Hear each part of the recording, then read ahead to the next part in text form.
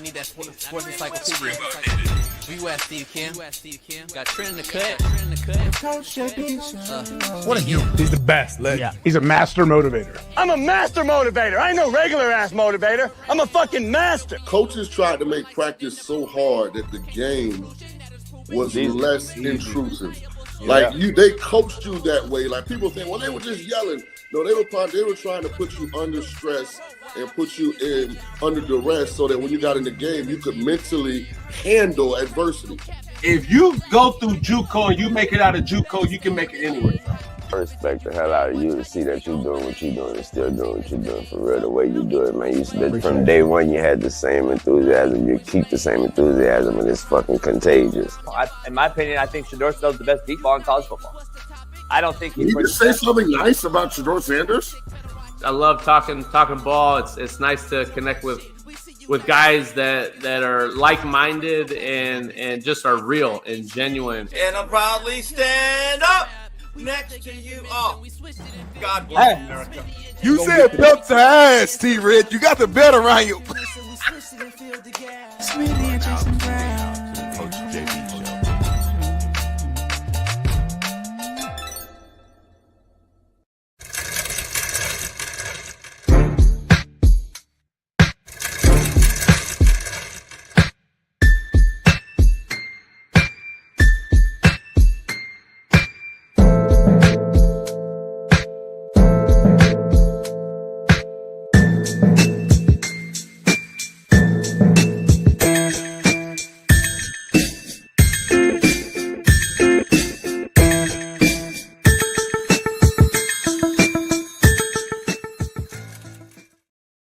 What up? We're in the building. It's Free Game Friday, so tap the like, pound the like, and make sure this is the realest show on planet Earth for a reason. We got a loaded lineup today. Some loaded legends today. Miami Dolphin legend, maybe legends, plural. We don't know. We'll see what happens. Maybe Dan Marino pull up in this motherfucker. I don't know. Shit. Maybe Magic Johnson might pull up. Michael Cooper, Byron Scott might pull up to talk about the Chief and Robert Parrish. We may have some beef live on the show, on the realest show on planet Earth. So I wouldn't go nowhere. Strap in your buckle, your seatbelts, put on your hard hats and work boots. It's Free Game Friday, and we're going to get it popping up in here. Let's dive right into the show on a Free Game Friday because we don't have a lot of time. Let's just bring in Big Smitty right out the gate. Our Far East Sider, 317, Naptown legend, AR5 defending, Lamar Jackson loving, and then LeBron hairline having, Naptown Pacer jocking, Caitlin Clark loving, Big Smitty. You got internet on me? I think you hear me. Can you see me? Barely. So my box got in, pause, last night. I'm after the show, I'm gonna plug it up, make sure everything cool. I had to call Spectrum, do all that. I got a new box, new Wi-Fi, all that on me. You got Elon shit? Nah. I just went up a level in the Spectrum shit. That's all a scam. That's all a scam. By the way, it's all a scam. It's like next week there'll be another level. Well, I was thinking about that. I'm gonna test it out. The shit don't work, and if I don't see dramatic improvement, I'm gonna go back. The thing is about it, people don't know it. I don't understand why they don't get it. Like, so how is there a new iPhone every year? You know why? Because they're purposely holding back on features and shit every time they drop a phone. It's the same phone, homie. They already had the phone. They already made the iPhone 27, homie. It's already out. Now. They just haven't dropped it yet. They just haven't put it out yet. It's already been made. Right. Come on now. I'm with you.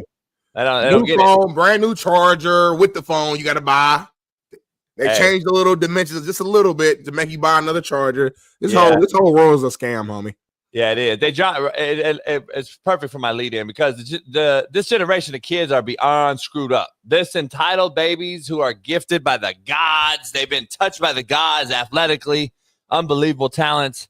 The NBA draft's going on, Smitty, and there's a kid who thinks he's bigger than the game. His name is Ace Bailey. He says he don't want to play for the Utah Jazz. I say, so fucking what? I want to know when this became about your feelings and what you want. We saw Deontay Johnson refuse to go to an NFL game over 40-degree weather. But by the way, people don't realize he played in Ohio in college in the snow. So miss me with all the soft bullshit. I want to let these guys play in this league. Let's start dropping the hammer on these entitled pussy. That's all I'm saying. Smitty, it's part of the year, though, where the NBA draft is talked about because we know a lot of people don't watch the NBA draft. It's not really exciting. The WNBA is talked about. You watch that. No one else does. And yet most men, real men right now, are going to probably watch the Big Three to see Michael Cooper coach Dwight Howard and Lance Stevenson as they scrap. That's what's fun about this part of the year. So here on the Realest Show on Planet Earth, Smitty, we try to bring you the heat every day. And not only great guests, but real talk banter that you would only get in a barbershop or on social media posts that I make. Laker legend Michael Cooper, Byron Scott join us. Miami Dolphin legend Mark Clayton joins us. And maybe a surprise guest or two will show up and drop by. It's Free Game Friday, Smitty. What do I know? Let's dive right into it. Quote of the day, Smitty, brought to you by. It's right there on top of your screen. If you can be anything, be real. It's that simple, huh? Yeah, that real shit. It really is. Nothing else to it. Free Game Friday, homie. It's Free Game Friday. Y'all just be real. I'm trying to talk to Samuel Payne. He not a member. Mike Fittery, he not a member. Jack's not a member. Just be real and be a member. I mean, seriously, I don't understand why. I'm watching Big Three all day long over the NBA right now. Contrary to belief, Smitty, only in the heat of battle will you find your true self. That's contrary to belief. Only in the heat of battle, homie. Only in the heat of battle will you find your true self. Take that drop, 30 seconds left, you're on the 20-yard line. You're going to throw a pick or a touchdown. You will find your true self. I'll know who has the it factor. Down to the wire, Halliburton, he make the three or miss it. He proved to you that he's a guy during the playoffs. He made a bunch of game winners. He showed us that he's the guy. In the heat of the battle, you will find your true self, contrary to belief. I missed the game winner in 6th grade, right underneath the rim. Could have won the game. I mean, literally, we were down by 1. I'm right in front of the rim. My guard passed me the ball. I'm short as hell because we're like in 6th grade at the time. So I'm like, damn, do I try to swish it? Do I hit the backboard? I threw it in between. It went rim, down, and I never forgot about it. It's one of my biggest disappointments. I cried after the game, let my teammates down, let my family down, let myself down. I made a layup, point blank layup at the buzzer. So it wasn't a shot or a three. It was just a layup. But I could have missed it. That would have been like a defining moment. That was a defining moment because you either make the layup or miss the layup. You missed it, I made it. So that proves the difference between us. Poll question, Smitty. The Lakers Celtics is the greatest rivalry ever. Real quick, poll question, go. I think it has to be. There are some great rivalries. Obviously, college, you got Ohio State, Michigan, you got Bama, Auburn. The list goes on and on at the college level. But I think overall, man, you think about Lakers and Celtics, man, all the championship that they've brought to the league, the history of Hall of Famers and star players, a big moment from before the 70s, 60s, all the way till now.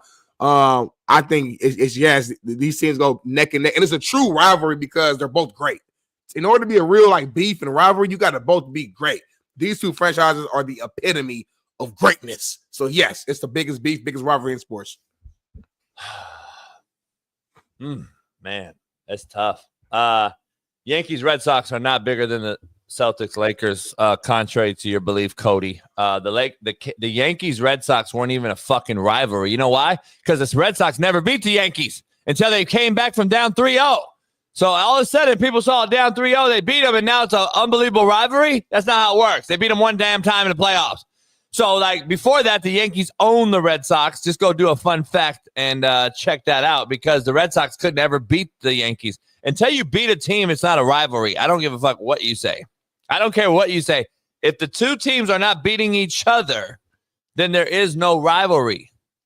It's not a rivalry. That's an ass whooping contest. The UCLA won the NCAA championship, Smitty, 11 times during the John Wayne, just during the John Wooden era. They used to have a sign that said, "Welcome to the UCLA Invitational" when it became the March Madness every year.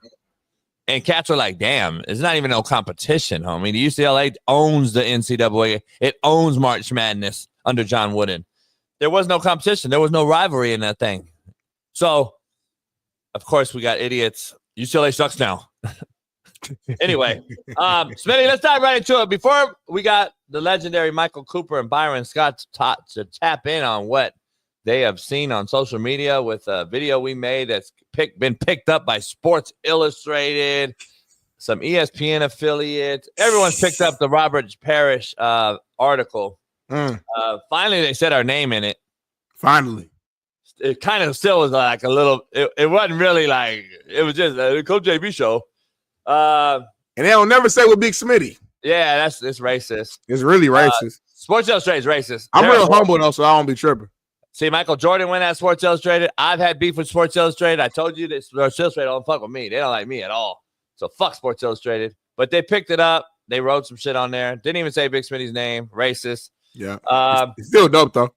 Yeah. I want to, because you're a team guy. So you're like, it's dope for us. But really, I was kind of pissed when Smitty's name wasn't on there because that's the show. Like, it's called the Coach AB Show with Big Smitty. That's the actual show. That's like, you know what I mean? Like, now people might look up Coach AB and they don't even see it. They don't find it.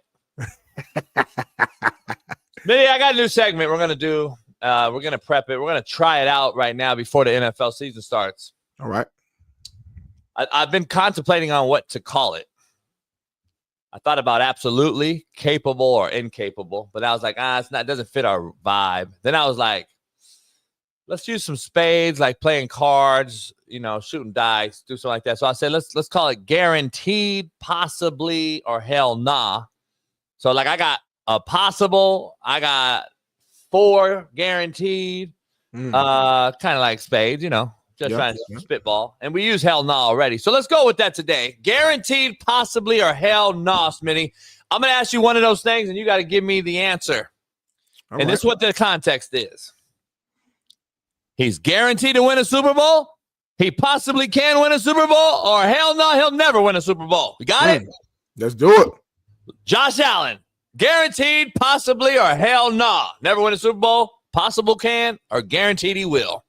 I will say possible. I think he possibly can. He's an amazing quarterback, physical freak, has got to the AFC Championship, I think 2 times, I believe, if I'm not mistaken.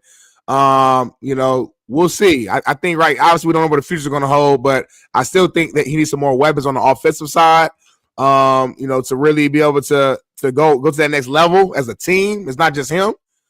We've seen the Bills be top seed betting odds every year to win the Super Bowl or make it, and they haven't made it. So I still got to see it. So I'm gonna say possible.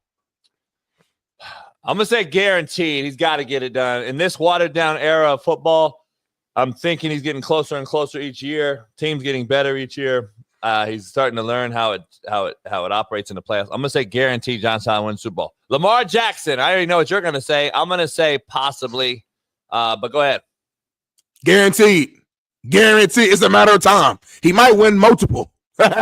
He saw the greatness. You talk about a guy who keeps getting better and better and better, multiple time MVP, a guy who's been to the AFC Championship, lost to the Chiefs by a touchdown, by a moment. Last year, lost in, I think, divisional round. Mark Andrews drops the easiest catch possible in the world, but we're not going to talk about that. But we keep seeing moments and moments getting closer and closer. This guy is guaranteed to get a ring, and I'm going to bring on the show when he does it. But not Josh Allen. Got it. That's why you lose credibility on the show. Better franchise. It's not just the quarterback, homie. The Ravens are a better franchise than the Bills. Who won last year in the playoffs? It don't matter. They both lost. Anyway, Matthew Stafford. Guaranteed, possibly, hell no. Now, remember, I want to be clear. I fucked you up. This is from this year going forward. This ain't from what already has happened. We know he's won one already. Yeah. From now on, is he guaranteed to win another one? Possibly, can he win one? Or hell no, he's done. I'm going to say possibly, man. The Rams are good. We forget, last year they were like a play or 2 plays away from beating the Eagles, who ended up winning. And I trust Sean McVay so much. So, again, the good thing about this, we're mentioning just the quarterback, but we know that this is the ultimate team sport, and it's more than just the QB. It's the team around them. They got a young defense who's hungry, a young, talented defensive line. You have one of the greatest minds in the NFL in Sean McVay, and Stafford is still a bad boy. I like who they got. It's not a guarantee, though, because he's older, a little past the prime. So I'm going to say possibly. Oh, man, I want to see guaranteed so bad because you're so fucking – your favoritism reeks for Lamar Jackson, which we know will never guaranteed win anything. But I'm going to say possibly with you on Matthew Stafford, only because that O-line is always getting injured. They are an older up front. Got to see the continuity between Devontae Adams and Nakua, which I don't believe there's going to be a cool down period. I think they're going to go right into it and be balling. But having said that, man, I would love to see him guarantee him win another one and then put him above Aaron Rodgers on the all-time list.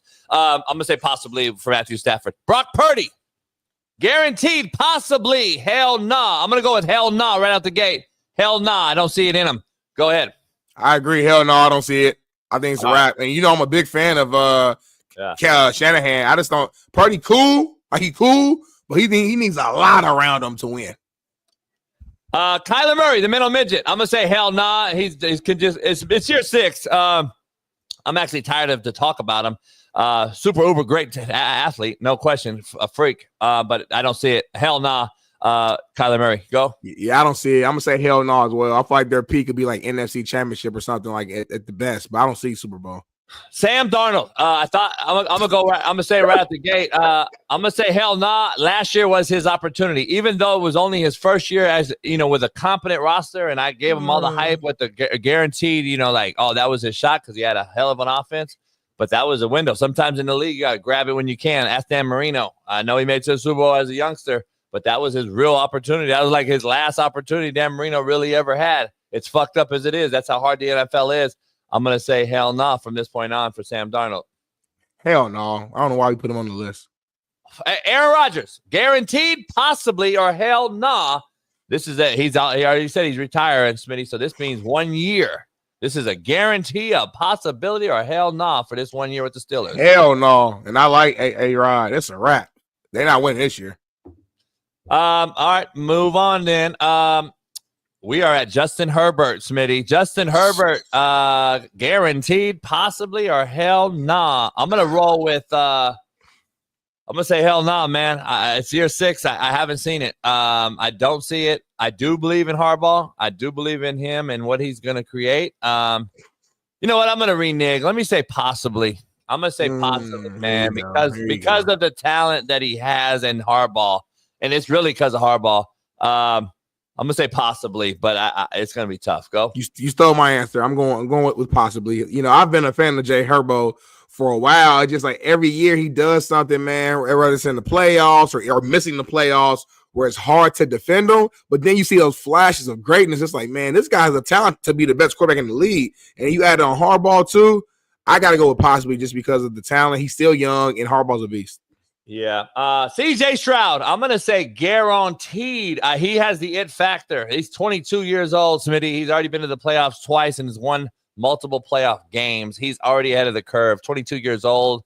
By the time he's 25, 26, we might be talking about he's the top dog in the NFL, him and Jaden Daniels. Well, there's a lot of youngsters in here that we're going to see how they end up. But CJ is an old school quarterback in a new school era. I'm going to say guaranteed CJ gets it done. I like what Houston's doing, the trajectory of the roster. I like the franchise culture has been changed. I like CJ Stroud. I'm going to say guaranteed. I agree with you on that. Guaranteed. He's also not in the greatest division. Obviously, those things can change in the future. You never know. But kind of allied, similar to Brady, Brady not playing in a great division, that can help. That helps you along your journey. On top of the fact that CJ is a dog, he's super young. The team is young. They have identity on defense. Offense is getting better. I like the head coach. Guaranteed. And Thomas Bradley, he's 22. I mean, come on now. I mean, he's got to go. He's going to play till he's 35 plus. So we're talking 12, 13 years of this guy. I'm going to figure out whether he gets traded or not. The bottom line is, does he win a Super Bowl somewhere in his career? Yes, guaranteed he's going to get one done. Smitty, Jaden Daniels, another rookie sensation last year, entering year 2. I'm going to say Jaden Daniels guarantees he gets it done. Another kid with the it factor. Another kid on a team that's rising, whether he gets it done in Washington, which would be great for the NFL, or somewhere else down the line. I think he has the it factor to get it done. Guaranteed Jaden Daniels win a Super Bowl. Ravens Commanders Super Bowl this year. If that happens, I'm actually voting for the Commanders because my brother's on the team, contrary to your belief. I'm going guaranteed. Guaranteed everything you just said. The man's a beast. He shows up the biggest in the biggest moments. He's like the guy stays even keel. He doesn't matter if he's like balling or he's struggling. He has the same facial expression, the same energy. He's not going to get too high, not too low. And to me, that's the sign of a winner. So I'll guarantee, yes. Jared Goff. I'm going to start off. Hell no. Hell to the motherfucking no. He just don't got it. He don't got it. I mean, how many great teams are you going to put him on? How many great rosters are you going to put him on? Couldn't get it done. We couldn't get it done in L.A. Had a shot. Had an opportunity. Couldn't score no points. Got over to Detroit. Guess what? Choked it off in Detroit. He don't have the it factor. He's a big arm, big time talent. Unbelievable. He'll probably lead the league. I actually have him on my short list for MVP this year, contrary to your belief, which we'll do a whole segment later on in the summer as we'll be picking our MVP, overs and unders on the year. I got Jared Goff as a big-time MVP candidate this year, Smitty. That's how talented he is, but the it factor takes a whole nother level. The it factor is what's required to win a Super Bowl, Smitty, and I'm going to say, hell nah, he don't get it done. Plus, you got 2 new coordinators this year in Detroit. Got to see how that all thing works out. I'm going to say, hell nah, and listen, he's still young enough. He's still got a lot of years to play, but at the end of the day, he don't have that dog in him, in my opinion. I'm going to say, hell nah. I hate the disrespect that Jared Goff continues to get. When you look at his career, he's had a really he's the MVP candidate. He's had a really good career. Went to a Super Bowl and lost to the greatest quarterback of all time. Sorry, I lost against the GOAT. So I don't have the it factor now. Last year, my whole damn team got hurt and got injured. Sorry. But remember this. I took the Detroit Lions to the fucking playoffs in the NFC Championship, somewhere they ain't been since, I don't think, ever. I took him further than your guy who was the quarterback could ever take him. And don't say how many great teams are we going to put him on. He didn't get put on a great team. He built the great team. The great team was built around him. So I'm going to say possibly. The guy has all the talent. To me, he does have that dog in him, but he needs help. 2 years ago, his receivers dropped every fucking pass in the world. And that's a fact. We have that on footage and film. Threw the ball right here in front of him. Let me get something straight. You did all that arguing to give me a possible? Yeah. Like, you was going to drop your nuts and be like, hell no, yeah, he's going to win that motherfucker, JB. He did all that arguing to combat me and say a possibly? So you don't even believe in the motherfucker. I thought that was hilarious. Next, Bo Nick, Smitty. 1 year on film. We get to see him. Led a team to the playoffs. Hey, Jared Payton loves him. Super Bowl winning quarterback, coach, and head coach. I'm going to say possibly, Smitty. We don't know where the Broncos are. I know I got faith in Sean Payton, and I like the roster moves. I like what they're doing. I'm going to say possibly. He's a young kid. I'm going to go possibly right now until I see more body of work. I don't see anytime soon, but possibly. Yeah, I'm gonna feel like you gotta say possibly with that, like a guy who's played 1 year, good year. I can't say never. Like there's not enough body of work to even say either which way. So I'm gonna just say possibly. We got to see more. Exactly. Geno Smith. Man, I'm gonna say hell nah at this point. The Raiders aren't good enough, and Pete Carroll won't be around long enough. And then by the time 3 years comes for Pete Carroll, which I don't believe he'll pass up. I think he'll finally call it quits after those 3 years on his contract for the Raiders. I could see Geno being over the hill on that at that point. As much as I like Geno as a guy, I think he has major flaws when it comes to nut crunching time in big time games, especially in the red zone. I'm gonna say hell nah. Yeah, hell no. But I like Geno a lot, man. You know, I mess with Pete. You know what I mean? I wish Pete the best, but I'm with you. I don't see it there. All right, we're halfway there. Let's run through this 5 minutes. Hurry up. We got a few minutes. I'm getting big time texts right now that just solidified who's coming on. So hurry up. Good. Jalen Hurts. We've already been there twice. He's 1-1, Smitty. The team is unbelievable around him. I believe everything's working towards him. I like his grind. I think he's always working on something.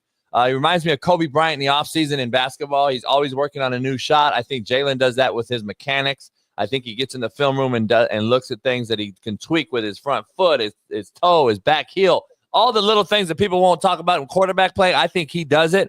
So I'm going to say possibly because of the roster and the ascending division with the Washington Redskins or Commanders coming up right behind them. Plus with the Rams being better in the NFC, then you got Minnesota, Detroit, and then we got other teams that are going to be possibly better this year, like the Cowboys. Who knows?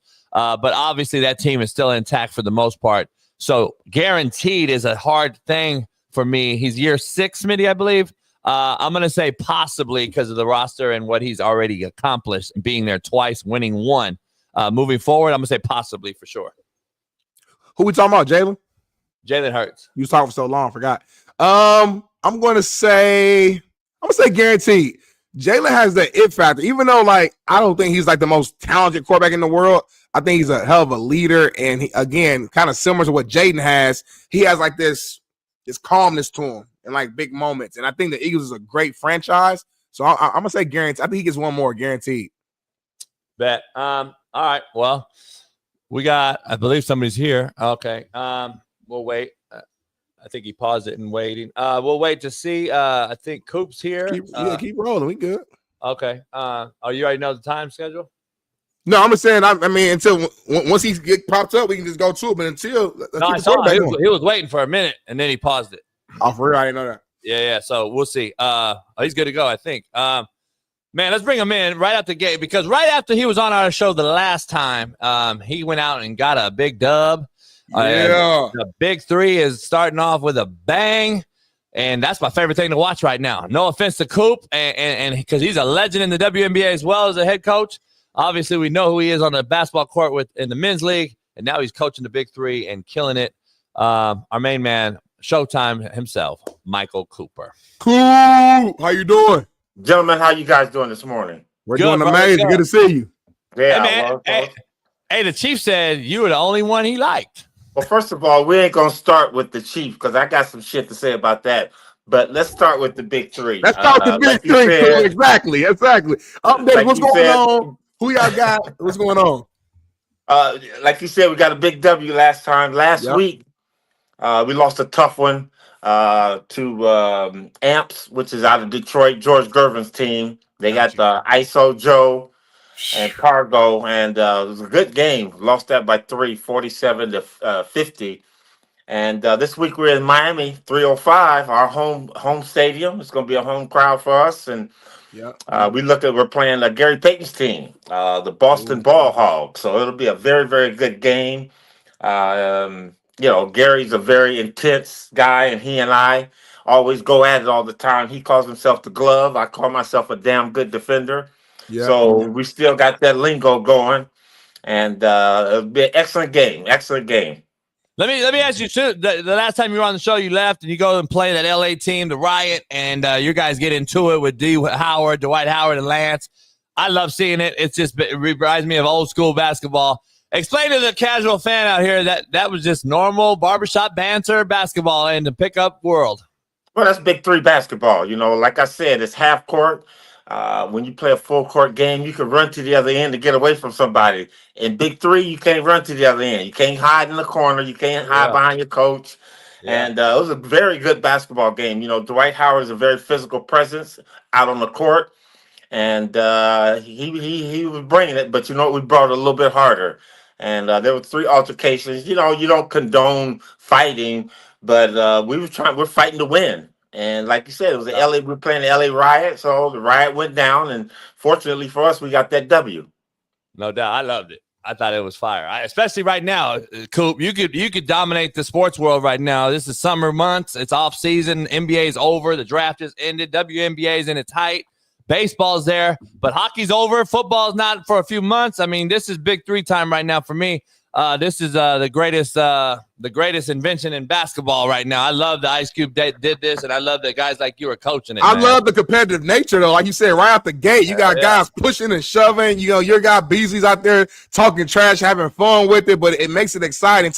It takes it back to like when you guys were playing. You know what I'm saying? So you get that feel. I love it. Yeah, and the officials kind of let them play a little bit, so it's fun. But still, there's a little strategy to it. And you have to understand the Big 3, and that's the fun part about it. It's that old school basketball, but still, we're out there playing basketball, and it is a profession, and it's something that we're all trying to win a championship. 100%. Before we keep going, Coop, I don't know if JB told you, but if not, we got a special surprise for you as well. One of your teammates, Lakers legend, Showtime Laker as well, the one and only Byron Scott is in the building, joining the show right now as well. How you doing, B. Scott? Man, I'm blessed, bro. I'm blessed. What's going on? What up, Coop? B, I'm glad you're here, man, because you got to have my back. That bullshit that Robert Parrish said.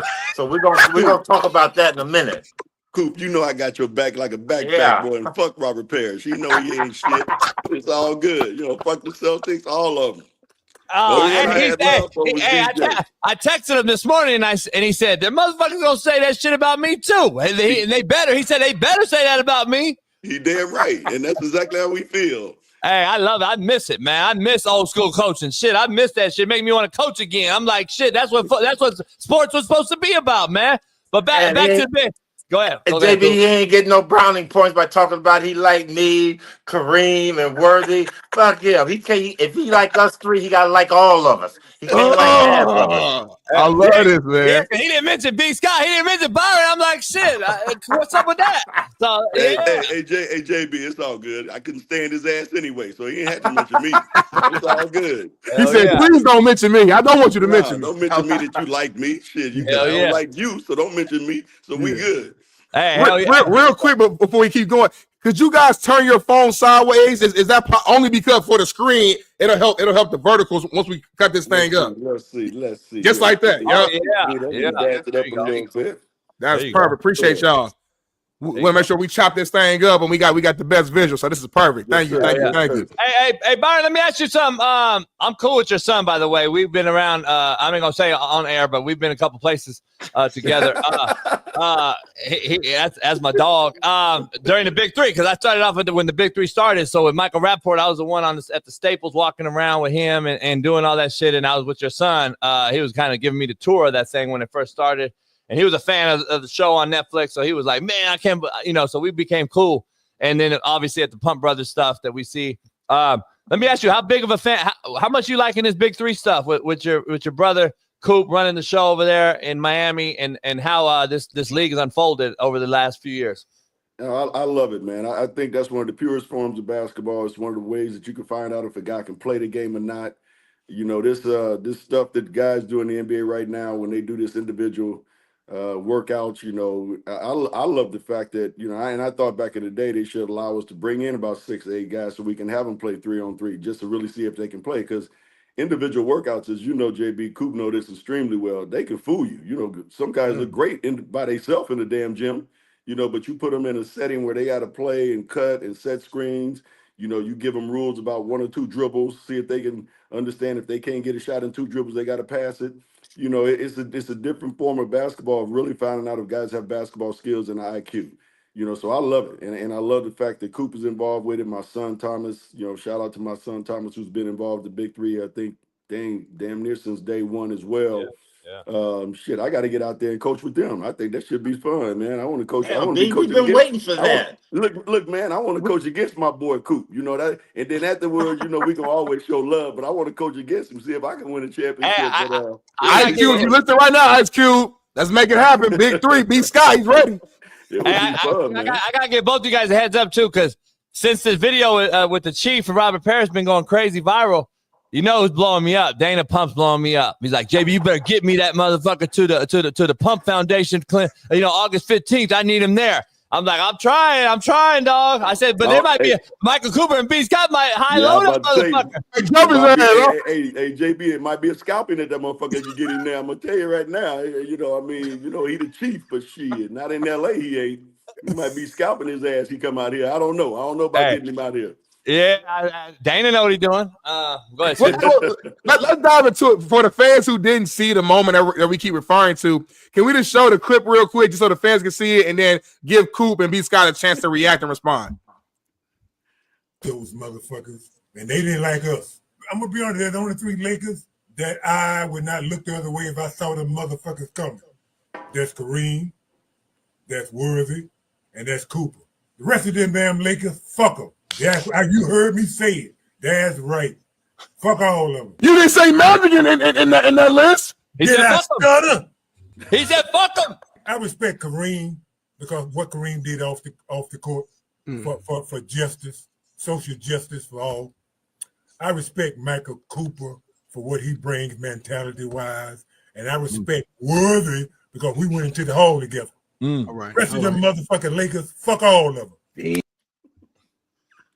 Respond, Coop. You go first, Coop. How you feeling about that? Hey, Coop said, don't give him a pass because he said my name. Cooper already said, don't give him a. There's some other words I want to use that I won't use on this show, but you know what? I mean, you can say whatever. Well, fuck you too, Robert Parrish. You, all of them, man. Go ahead, B. Chief, fuck you and the host you rode in on, dog. That's all I got to say. And the other thing I got to say is you talk about you respect King Kareem's, what he did off the court. You didn't respect them numbers he was putting on your ass on the court? Just give him all his due respect. And that sky hook he kept looking at? That sky hook that he was busting your ass with, respect that too. That's all I'm saying. But like Chief said, it was the best rivalry in basketball. We hated their ass, they hated us. And when we all retired, the good thing about it, I was coaching, so I got a chance to run into Larry Bird on a number of occasions, Kevin McHale on a number of occasions, Cornbread, Maxwell, Danny Ainge. And the thing that we found out is that we hated each other so fucking much is because we had the same mentality. We wanted to win. It wasn't about the name on the back of the jersey. It was about the name on the front. And we wanted to represent our organizations, with class, with dignity, with respect to others, and we wanted to win. And that was all it was about. And so, I expect, I just like all the Celtics, I respect all of them, but fuck them. All of them kiss my ass. I love it. I watch you. I go on, I go on Matt and All the Smoke too with them guys. And so I see you guys, I see you on there. You two guys will go on there and drop it. So I love seeing the real talk, old school heads. That's what we were about, man. I love it. Were you guys the greatest rivalry in all of sports? Lakers, Celtics. We had a poll question today. That's the poll question. Is the Lakers Celtics the greatest rivalry in all of sports? Now, I don't care what sport it is. I'm going to say yes. That's easy. Yes, without a doubt. Yeah, yes. I don't believe there's anything other. I think, I was at the airport the other day, and a couple of people walked up to me. And usually people have to have a good basketball eye to know who I am. And this guy walks up and said, Coop, you know what? Basketball has never, ever been the same since then. And it doesn't matter what era comes and goes, whether it was, obviously ours was in the 80s, but the 90s, 2000. If the Lakers and Celtics get together in a championship game, the standards go way high and people enjoy that kind of basketball. Now, you've had different players that's come and gone, but still, that Celtic-Laker rivalry is one that will always be in people's minds, because as you grow through the years, even through the 2000s, and no, there was no Kareem, Magic, Byron, or Coop, people still, and like Byron says, it's not about necessarily the name on the back, but it's that name on the front. And those two iconic organizations will always lead this league in the most rivalry, most hated two teams that ever go after a championship. And that's why they have 18 right now. We have 17, and it's going to always continue to be that way. One thing when we had Robert on, he was talking about like the trash talk that the Celtics would do internally. I'm assuming when you guys played against each other, it was a lot of trash talk on that court. I know I'm putting y'all on the spot, and no worries if it can't come to mind. But is there any any moment where whether it was from Larry or from Parrish or just it was a big time game where a certain thing they said or you guys said or something that just really really triggered you? Did something stand out for either one of you? Trash talking wise, Larry was probably the best at it, and he did it under his breath. But he did it so you could hear it. Yeah, he did it so you could hear it. He'd tell you shit like, I'm go over here to the corner, catch it, and shoot it, and shit y'all can do about it. Shit like that. But for me, most of it, because my rivalry with Danny Ainge, when I came to the league was just I just tried to physically beat the shit out of him. It was one of those type of things that we didn't speak a whole lot of words. It was just like every time a shot went up, you got your head looking up, and I'm coming behind you. I'm gonna hit you in your fucking back as hard as I could, and I'm gonna run down the other end and play like I didn't touch you. So it was those physical and mental type of games that we played with them. But again, that's why we both were so great, is because you knew you couldn't just win from a physical standpoint. You had to win that mental game as well, and that's why both teams were so good, man. And in fairness, the Chief gave you guys all the credit. He gave you guys all the kudos. He was like, hey, the Lakers beat our ass, to be honest. He's like, if we would have had, he mentioned Bias. Then Bias, and then and Reggie. And he was like, hey, man, maybe if those guys would have played and been around, it would have been different. But he said, Lakers beat our ass. They got it better of us. So he did say that. Hey, JB, if my uncle had, you know what, he'd be my damn aunt. Okay, so so I want to hear about all that if shit. You know, you play with the guys you play with. Play with the guys you play with. I want to hear that shit. Hey, we coaches, man. That's what I said. My auntie had balls, she'd be my uncle. That's Shit. Right. And if my aunt had, you know, yeah, that's right. Right, and he flipped, exactly. If my uncle had a slit, he'd be my aunt. Okay, so let's just get it twisted. Don't get it twisted. Yeah, nah, that's real. That's real, man. I'm gonna remember that one. That's pretty good. Hey, cool. I got you guys. Heard that one before. Hell yeah. I got you guys for 2 minutes. I appreciate you guys. Let me ask you something. You just mentioned the jersey number, a name on the front is more than the name on the back. And I think we've lost that. But NBA draft just is going on right now. This kid, Ace Bailey, says he don't want to play for the Jazz.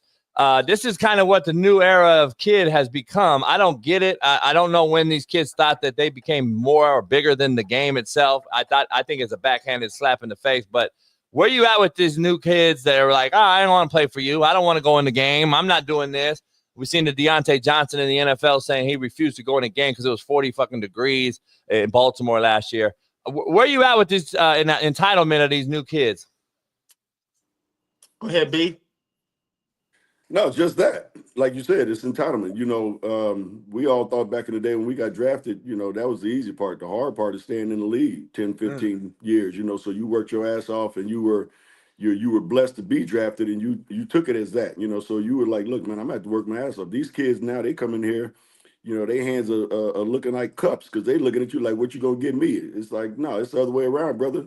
You know, what can you do for me? I done been there, done that, you know, so again, you can go all the way back, JB, to AAU basketball, the entitlement that they felt if they didn't play, if the coach didn't play them, they just go to another team, you know, and the parents have a lot to do with that shit too. Let's just be real, you know, because again, you know, hard work, you know, there's no substitute for it.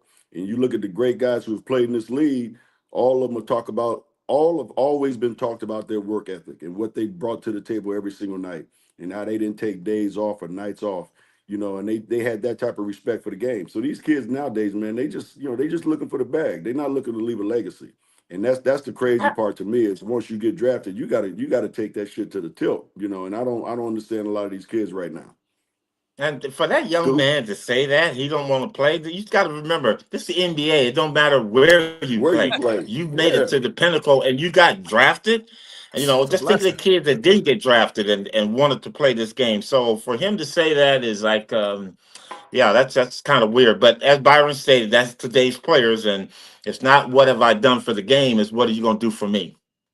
And you guys attest that to the NIL and the shit that's happening in college already enabling these kids beyond what we've ever thought would have ever happened. These kids are pay to play now, and now they're coming into the man's leagues expecting the same shit. Like, I control the narrative. Is that what's happening?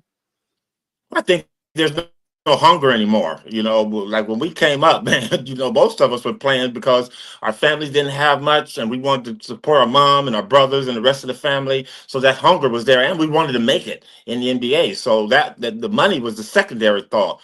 But right now, you know, I wish I could go back 40, 50 years. They paying people to play in college where I was playing for free. Hey, man, I mean, it's a different league now, different world. And, you know, we have a thread. We have a Showtime thread. And Michael Thompson put on the thread. He goes, you know what? We were born 60 years too soon, the way things are happening in the NBA. I love it, No, man. hey, JB, I agree with Coop because I think the hunger, like you said, there's no incentive now. You know, because you're already getting the bag before you even get in the league. There's no incentive to work hard, to try to get better, to try to get paid. You know, I mean, if that's your number one goal is getting paid, you know, you got to do all the work to get to that level.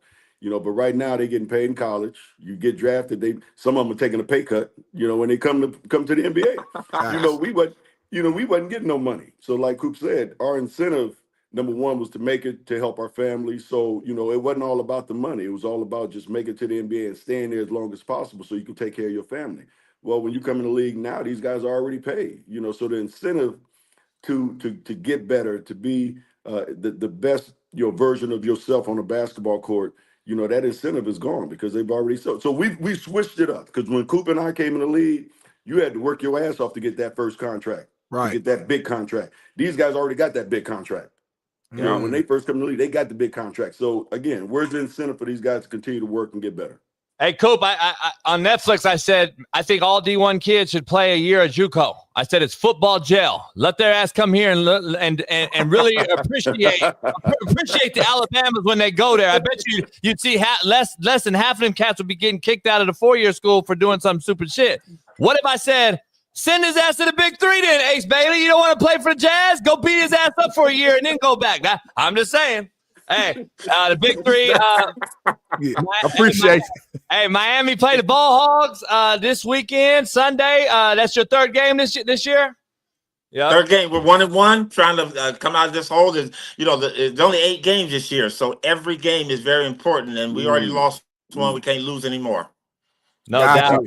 And then B. Scott, man, tell the people where they can find your podcast, man, Fast Break. I feel like every day I'm swiping on Instagram and I'm seeing big moments and clips. Let the people know. And shout out to my guy, Brian, for helping making this possible. That's my guy, producer of the podcast. The BA, man. That's my brother. Man. Yeah, I mean, Byron Scott's Fast Break, man, we're on everything that's streaming, basically. You can go to YouTube and find us. And we have a whole lot of great guests. My boy, Coop, obviously.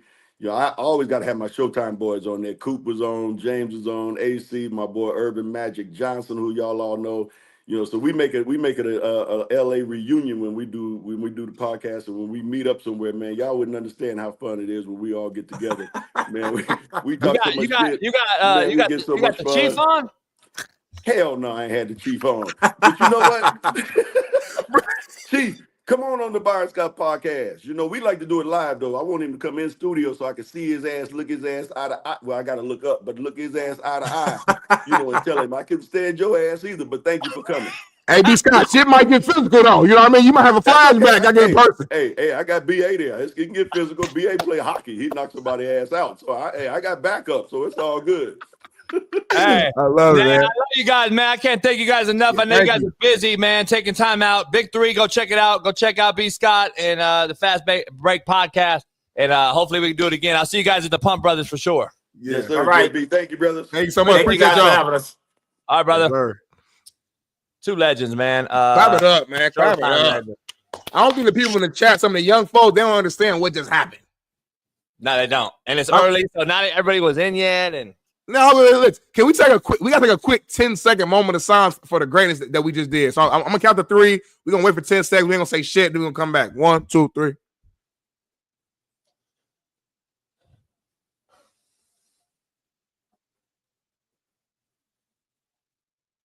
All right, we back. Because, sometimes you got to take a pause when greatness happens. We just had the Showtime Lakers on the show. That's why I always say, JB, our show is damn near big. It's damn it ain't big, but it's damn near big. What just happened is special. D. Jones said this show is damn near getting big. Dear baby Jesus, I want to come to you today to thank you for putting the Showtime Lakers in there. And they dropped F-bombs. They dropped F-bombs, Lord, to combat the viral video that's going around about the Chief, Robert Parrish, and the Celtics. This video will probably do the same thing. And, man, I can't thank the Chief for holding down and standing on business, along with Coop and B. Scott. They said the same exact thing, and the Chief was right. He said the Lakers will hate me too. I love old school basketball. I love old school football. I love old school competitive sports. Please, Lord, touch this young man, Ace Bailey, and let him know that he's a little bitch. He's a little bitch, and he needs to grow up. Please, Lord, let him know that B. Scott, Cooper, and Legends said the same. It's about the name on the front, not the back. In your name, Jesus' name, we pray. For the Real Coach AB Show with Big Smitty. Sports Illustrated, next time you write something, put Smitty's name, put some respect. 2-season T on there. Your name, Jesus' name. Amen. Amen. You getting better, man. That was almost a perfect prayer outside of the biatch you added in there. But it wasn't a perfect prayer. But it wasn't bitch. I didn't say bitch, though. I already said amen. So I said biatch. I said, you said biatch. That's not bitch. Yeah. Biatch isn't a cuss word. Yeah. God knows. But it is adjacent. But he knows. Everybody send $100 right now, super chat. Y'all pissing me off. Send $100 right now so I go to the yacht. Send $100 right now so I can give you a new car. That's fucked up. See, that's why we love. That's why when the show blows up and we got 20,000 people live. Yeah. People think, you're not gonna talk. No, I'm gonna talk to D Jones still, homie. Yeah. I'm still talking to Shaun, Lucy, and Joe Accord, and my Uso, and all the OGs, Brian Case, and all these OGs in there. Now it's the new cast like Brandon Parsons and Ryan Comiskey and Rio's little bit, and all them motherfuckers. You know what I'm saying? Yeah. Yeah. See, we're gonna keep it. We're gonna keep it. Like I'm Vincent Conrad, OG. I'm gonna keep talking to him. Yeah. Yeah. We're gonna keep it. Leah. We're gonna keep it going. We're gonna keep talking to you. Like, I haven't seen Leah in a minute. Because I heard you pissed her off. I ain't want to say nothing, but how'd I piss her off? She didn't like how you was talking about that dude bench pressing the other day. She didn't like that. She wasn't even around. She hadn't been around way before that. All right. You know for a fact? How was he bench pressing, JB? Why would you bring that up specifically? I just want to know why you brought that up. I don't know. My brain is like, our brains are both kind of crazy. And that shit just came to my mind. And that shit was just kind of funny. I'm going to be real with you. I know it's wrong, but whoa. Love from New Zealand. Keep inspiring for no, but thank you though. Appreciate you though. I know why you did that, but how much is that? How much is that, Bailey? Translate that right now in real time, y'all. 89 in New Zealand, $90 in New Zealand dollars. I never seen $89.99. What time? Me neither. What time is it in New Zealand? Let me see. What? $54. $54. Shout out to $54 Finny Baller, man. Bro, it's 1:53 a.m. in the morning in New Zealand. He's watching the show at 2 in the morning. Hey, shout out to you for real. Like, no bullshit. That's more than the $54. Yeah, that's incredible. That's worth more. That's worth more than the $54. I'm curious. Did you like set your alarm, or did you just wake up in the middle of the night? Is this part of your route? Like, that's pretty. That's crazy. Cam Lowe played for me, so shout out Compton's finest. What do you play? O-line or D-line? O-line tackle. I would have destroyed him. Shout out to Cam Lowe though. You wouldn't have been on the edge, but number one and number two, he was a real one. Sometimes I'm like dime packages. They might put me in third and forever, certain little twist stuff like that. Or I might play inside. You're probably gonna pill bag. You're not or gonna I'm inside. I'm gonna twist out. You know what I mean? You're not gonna be just a tackle. But you're not going to be a real pass rush threat on third down for me. If you're on the end, if I see the 3 tech go out to the edge, I'm not really tripping. I know there's a game going on. I know something's going on. See, I already know.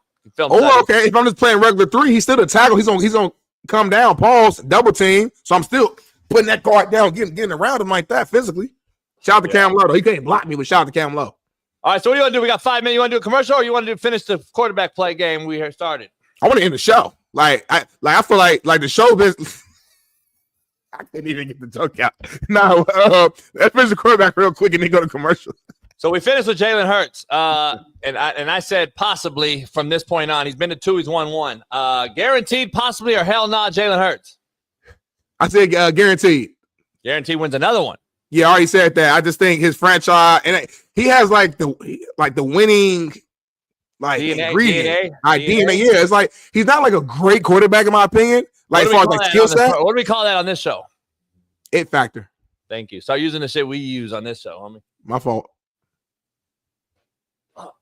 But go ahead. I mean, that's it. All right. Let's quarterback. I'm gonna go possibly because it's like what you said. I still don't believe he's a top echelon quarterback, but I do love his grind. I do love that he works on his craft. He a dog, though. He a dog. And working on your craft is called a professional. Yeah. And Jalen Hurts is a top 5 professional at the position, in my opinion. And they still got the tush push too. So yeah. All right, here we go. Smitty. Guaranteed, possibly, or hell nah. Patrick Mahomes. Guaranteed. It's gonna be a little while though. I think I think God bless me. Thank you. I think the Chiefs are gonna go on like a 7-year run with no rings. Yeah, but then it's over. That's my point. Tom Brady went on a 10-year run between his rings, bro. Think about that. We forget. Yeah, we went 10 years without winning one. Go ahead, Jason. Andy Reid's not going to be around for 7 more years, homie. Yeah, micro. Start macro in this. Belichick was in his prime during those 10 years off, homie. He still had Belichick. He ain't going to have Andy Reid, homie. I don't think more than 2 more. So I'm just telling you, I'm going to say Hell nah. His run is over.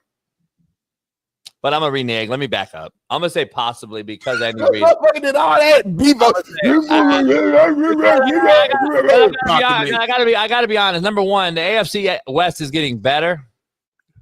But at the same time, Andy Reid's still the best football coach in NFL. He's definitely the best in the West, even though the West, in my opinion, have the 4 best coaches of any league combined total.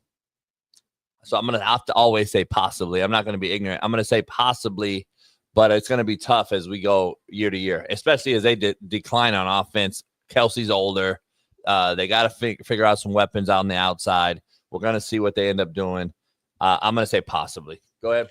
Well, you know, Andy Reid's only 67, homie.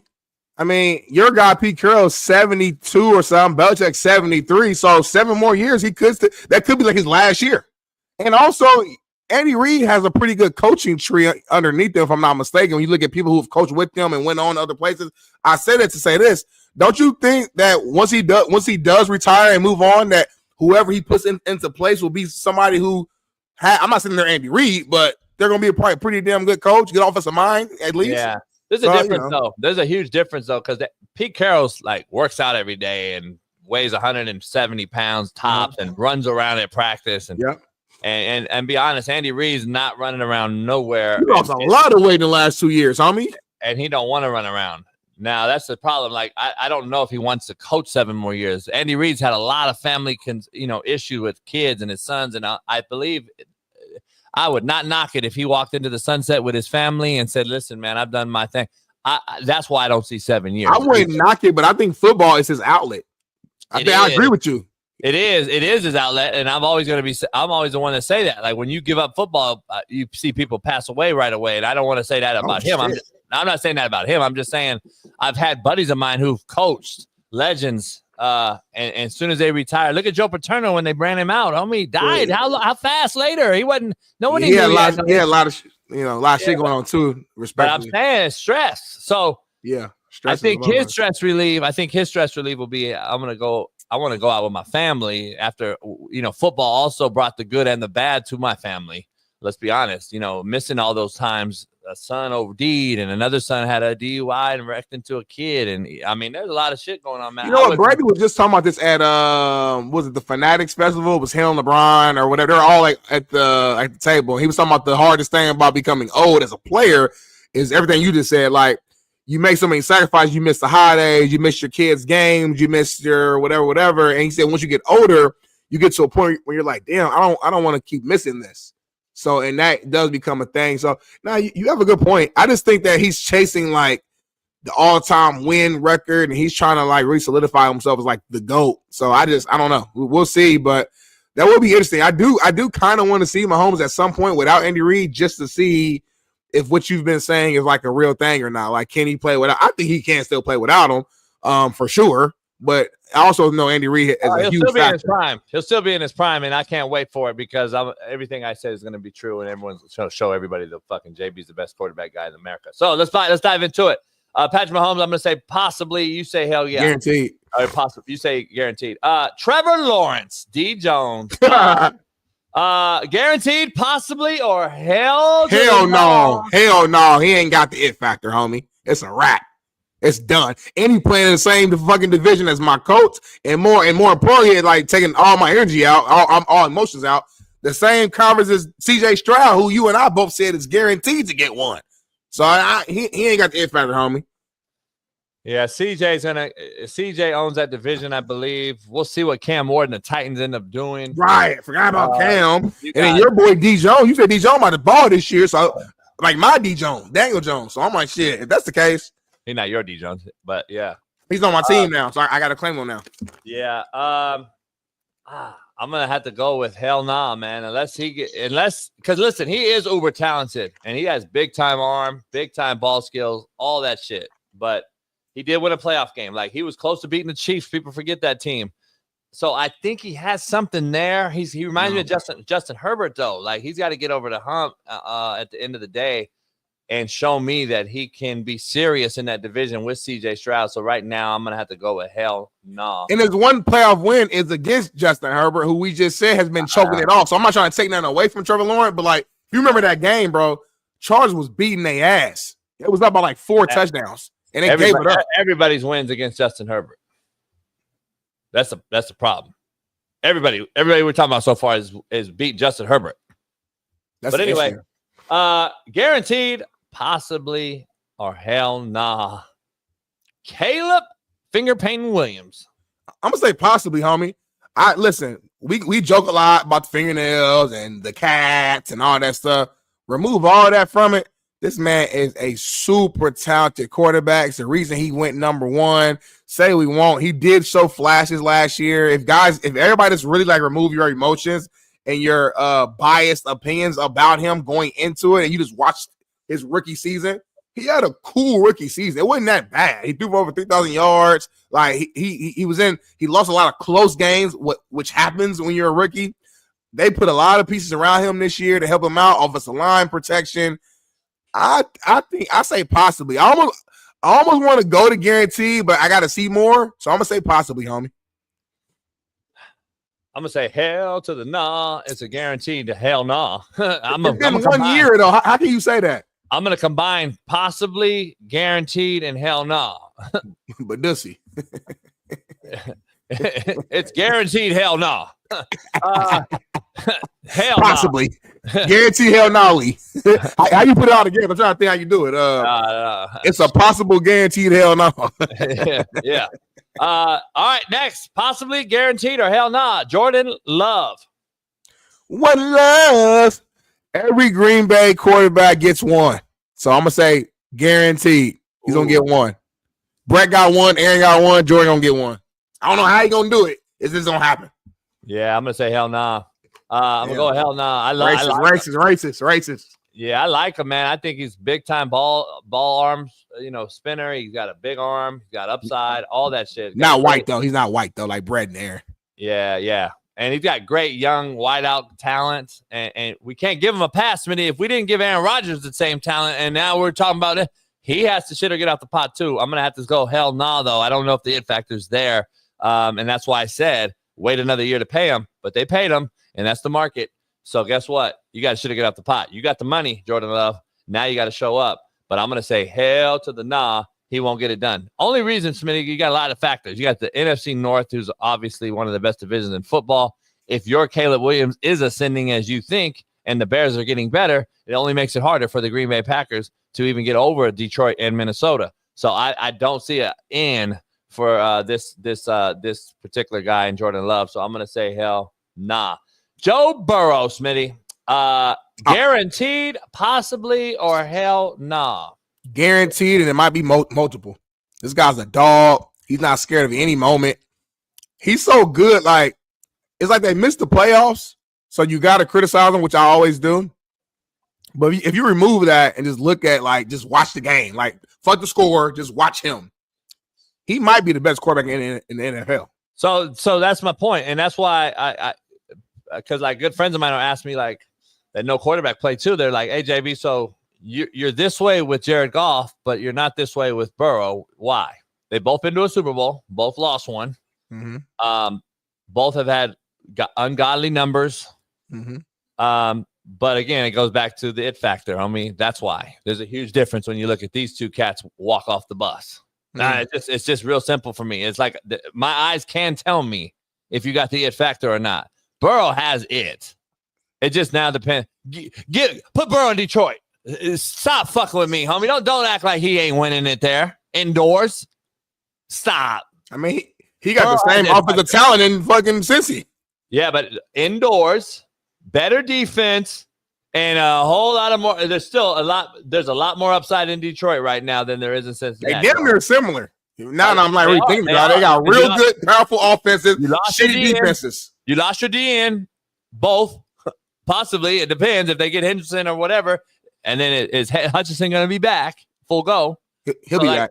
So there's a lot of similarities to your point, but Joe Burrow has an it factor. I don't believe Goff does. That's just my gut opinion. That's all I'm saying. Side note before I forget, that might be a new segment we could try too, just called It Factor, where we put up random pictures of people. It could be athletes, it could be random people in the chat, and you respond It Factor or no. Just say that in your brain for you and Bailey, and we'll do it later. Yeah, we're gonna do that on the big board during the season. I'm a bad boy. All All right, so I'm going to say guaranteed. Russell Wilson, as he ends up in the twilight of his career, Smitty, been to 2, won 1, should have had 2. We'll be talking about him in a whole nother light if he has 2 rings. Let's just be funky with it. But he's got 1 and been to 2. Hell no. Great career. I think he's at a point where he knows he's on the back end. He's just trying to, add some wins to his legacy, probably add another at least decent big playoff moment to add to his legacy. And he's really just trying to make money off the field and keep having babies with Sierra. That's what he's trying to do. Yeah, it's a dice roll. He got picked up and he rolled. He crapped out and ended up in New York, homie. That's really what happened on this one. He has no shot. If he was like fucking Rams, I'd give him a possible, but there's just no shot here. And like I said, he's struggled the last few years. I'm gonna say hell no. But had a hell of a career, in my opinion. I think Russell Wilson's very underrated.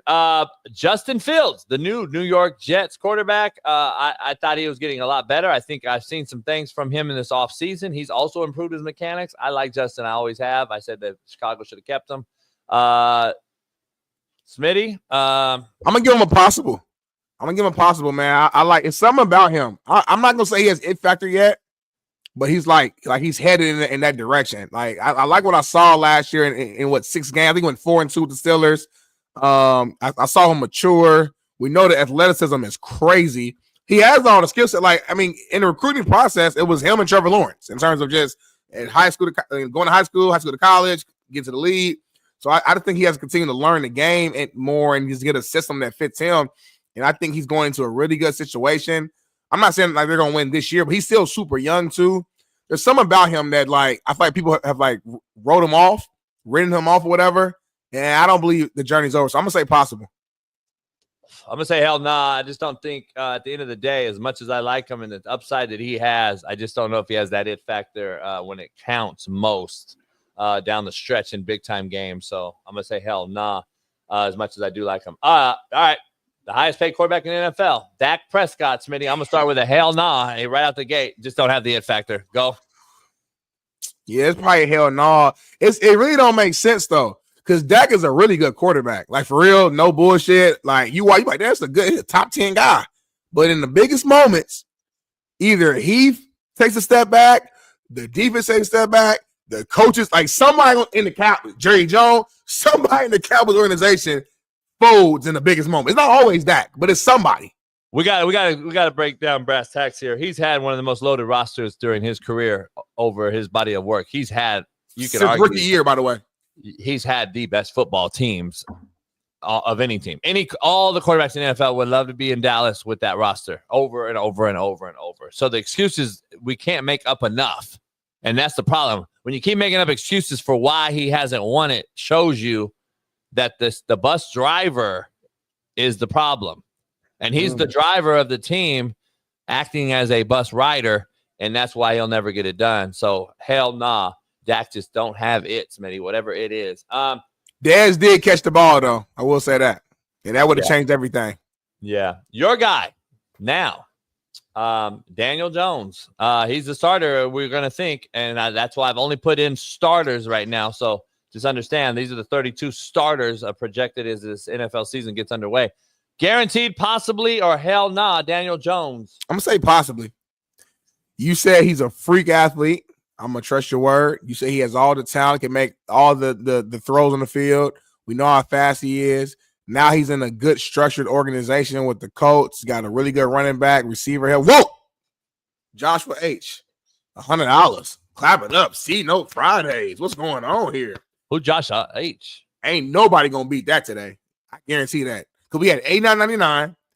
Shout out to our guy overseas, 2 a.m. Joshua threw the 100. I guarantee this is the highest we get today. I guarantee that. This is dope. He said Ace Bailey is a bust. Don't say guaranteed, homie, because Mike Bunny's probably floating around here. He ain't about to throw more than 100 though. Like Mike Bunny does 100. He don't do 120. That don't make sense. Daniel Jones, I'm gonna say hell nah. I just don't think the team's good enough. I'm gonna have to go with hell nah. It's not just this next season though, right? You said just future. Yeah, moving forward. Yeah. All right. You said you love him though, bro. Come on now. Yeah, but that doesn't mean that doesn't. I you know how I am. I'm Sam Darnold, same way. Daniel Jones, same way. we shit on these guys when there's a middle ground now. These guys are much better than being shit on, but they're not the guy either. Let's be honest. I'm not ignorant. I'm consistent with it. Don't get it twisted. Daniel Jones, I think, is going to be comeback player of the year. But that being said, that doesn't mean he's going to win one. I'm going to say hell nah. The next guy, Smitty, your guy, the throwing Samoan, the lefty himself, Tua. What? I thought he wasn't going to top it, homie. My buddy, man. Shout out, Mike. Now that's being petty, though. That's being petty. The 101 cent. But technically speaking, see, BPS is saying it's petty. It's not. No, I appreciate it. I'm saying it's funny. I guarantee Mike's laughing right now as he's listening. I guarantee he's like smiling or laughing right now. But that's a flex. He won. He did one. It's kind of like it's like an auction.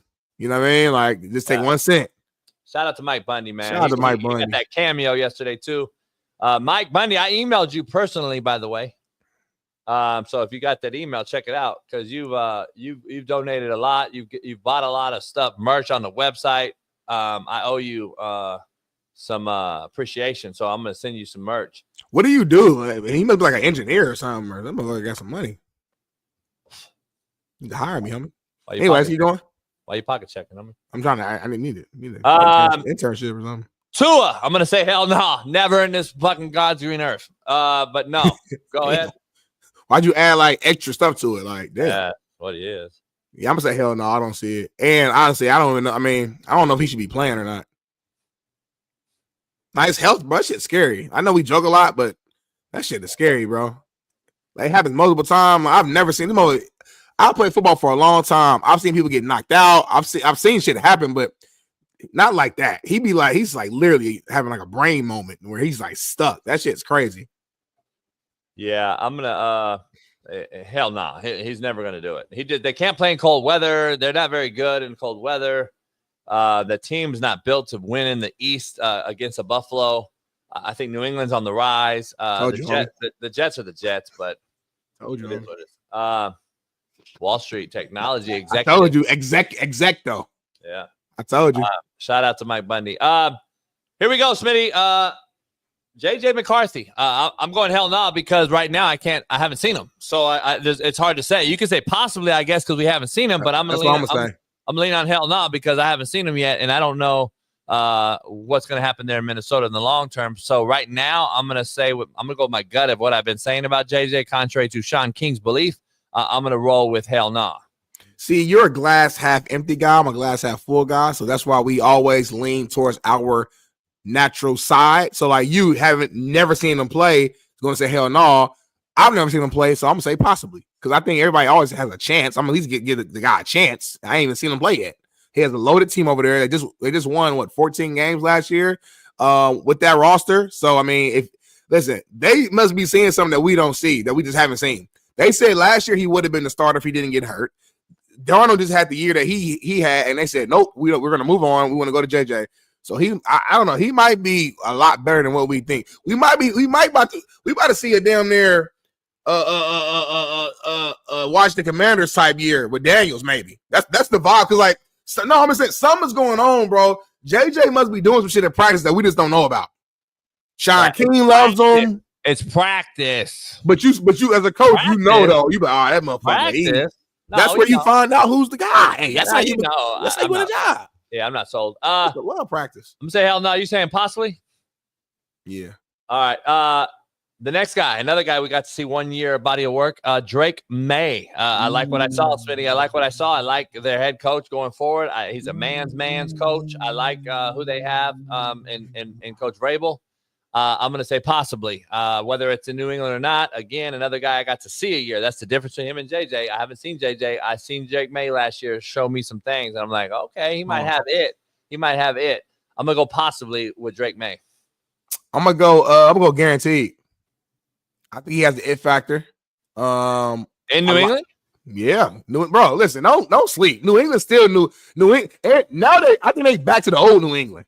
They got my man Vrabel at head coach, bringing that culture back. He's a very serious coach, but also a player. Like he's got good balance where he can be player friendly, but also be firm and serious enough to where you know he's not playing around. They're gonna have a strong defense on that team. All you gotta do is bring him a really good running game, give him like one extra weapon, and I think they're gonna be in the mix. He has the it factor. I think he's gonna get at least one ring, kind of like Joe Flacco. Nikki said,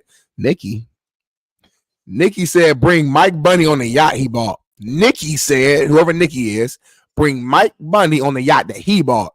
Nikki has a kid. Nikki is. Is that it? Nikki, is that your kid? That's Nikki and her. He kissed him in the mouth. Yeah, that's her kid. She's 42. It could be cousin or what? No, that's her kid. Black people don't do that. That's her kid. She's 42 though, a young 42. Still goes out, loves putting on her heels. She's the type. She wears like tight blue jeans, heels with a nice little like, like silky top. That type of swag. Perfume smells good. Fingernails, pedicure, manicure done. Got a good swag. Shout out to Nikki. She black or Hispanic? She's black, but she's not. I don't think she's fully black. I think she got a little something in her. But if you black, you black. Look like Joy Taylor. No, stop. She do look like Joy. Don't look nothing like that. Shout out to Nikki. She's a member too. I did not notice that. Shout out to you, Nikki. Let me know if you Shout got out to Nikki. Let me know if you got a kid or not. Why does that matter? Y'all both got a kid. Huh? Y'all both got a kid. Why does that matter? I don't fuck with kids. Let's move on. The next guy, Smitty, is Joe Flacco. We're assuming he's a starter. Game 1, year 1. This last year, probably for Joe as a starter in Cleveland. Obviously, I'm gonna say hell nah. He does have one though. Where you at? Yeah, hell no. But shout out to Joe Flacco though. Why? For what? Hell no. Nah, really good career. Super Bowl champion. He had one of the greatest playoff runs of all time. If you remember that run, he got super hot. I think he threw like 11 touchdowns and no picks or something like that. And don't quote me on that. It might not be 100% accurate, but it was something along those lines where that year they won, he was like a best quarterback in the league in the playoffs. Like, he was balling. Yeah. But he's got one. So let's move on. Michael Penix, Smitty. Looks like he's a starter. Kirk Cousins is either going to be shopped or backup role as he gets older. Michael Penix, I'm going to say hell nah. Not a believer in the lefty at this level. Love him to death. Love he's a ball spinner, can throw it. I just think that, unless you're a Steve Young type of guy, that I just don't know if he's that good yet. We've seen him play 1 year, half a year, whatever. I liked him in college and all that. But again, when it got to nut crunching time, I've seen him hit walls that I don't believe you can be, the next level QB. I'm going to say hell no. If you're going to hit the walls, you got to hit them the right way. I'm going to say possible. Young guy, very talented, very poised. Saw him play in the biggest game at the college level. Obviously, they lost, but he did get there. I like him in the pocket. His main thing is just staying healthy. I'm going to say possible. The next guy, Smitty, is going to be an interesting one because I think I know where you are, but I'm going to say hell nah to Baker Mayfield. Possibly hell nah or guaranteed. There's no way. I'm going to say hell nah to Baker Mayfield. As good as the year he had, as good as he's been in the last couple of years, to your point, I think he's found his home. Having said that, though, I don't know if this team's good enough to get over the hump. Michael Evans getting older. I'm going to say hell no. I'm going to say guaranteed. Baker has the it factor. He's not the most talented guy in the world, but he has the it factor. He has the nuts and guts, as you like to say. Yeah, nuts and guts are different than it factor, though. He has both. And I'm not going to do it this year, but he just comes off as a guy like I see us having in like 20 years. It's going to be a Baker Mayfield documentary. It's going to show his college story, underdog, leaving his team, transferring, being a walk-on, earning a spot, getting the Heisman, number 1 overall draft pick. Dude, everybody gives up on him. He's not good enough. He hops around from team to team to team to team to team to team. Finds a home in Tampa Bay, signs a good contract, and late in his career, year 10, he gets hot and he wins the Super Bowl late in his career. So I say guaranteed. Remember this moment too. I called it out. Yeah, there's hell nah. There's no way. Bookmark this, everybody. Listen, it might happen in 2030, but just save this moment. I'm gonna say hell nah. Hell to the nah. Bryce Young, Smitty, absolutely. Guaranteed, possibly, or hell no? Hell no. I think he has a good year this year. I think he's the team's getting better. I like Bryce, but I'm going to roll with you. I don't believe he's Jaden Daniels or CJ Stroud with the it factor. I do like him. I haven't watched all three of those guys play growing up. Watching them grow up. I like him. I think he is showing some mental fortitude, some toughness, coming back after being benched for the Red Rifle himself. Andy Dalton coming back after he was down in the dumps and then taking back over. I like all that. I just don't know, how long is he going to be in Carolina? What team does he end up playing for next? I don't know. I'm going to say hell no for Bryce Young right now. You said hell no quick, though. It's disrespectful to a brother. The next guy, Smitty, Cam Ward, assuming he's a starter. I know Bailey's over there probably like, oh, yeah, guaranteed. I'm going to go guaranteed possibly or hell nah. I'm going to say Cam Ward is a hell to the nah, to the nah for me. I'm going to say possibly. We got to see it, obviously, like how he transitions. But the guy, every team he's went to in college, he's like they became better. Like Miami went further than they've been in a long time, made them like legitimate contenders, almost made the playoffs. The guy throws all around the field. He's locked in on football too. I like him in Tennessee. You know what I'm saying? Like it's not like a huge market where he's gonna have got to deal with the New York media and stuff like that. Nah, he's just football. You know what I'm saying? So I'm gonna say possible. I just got to see how he transitions. And the last one right now, from what I'm hearing, is the starter, contrary to some people's belief. Just come because we know his quarterback coach and how he ended the season last year. It's the last quarterback on the list. And we can put a slash if we want,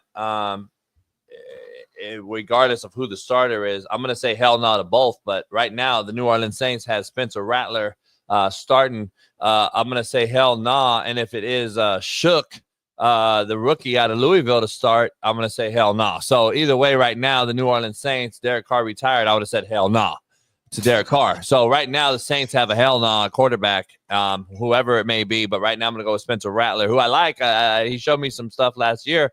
But again, the New Orleans Saints have a much bigger issue. I'm going to say hell no. You scared to look. You scared to look. You shook because ain't no this thing is halfway crooks. Hell no. Spencer Rattler didn't win in college, lost his job. Very talented cat.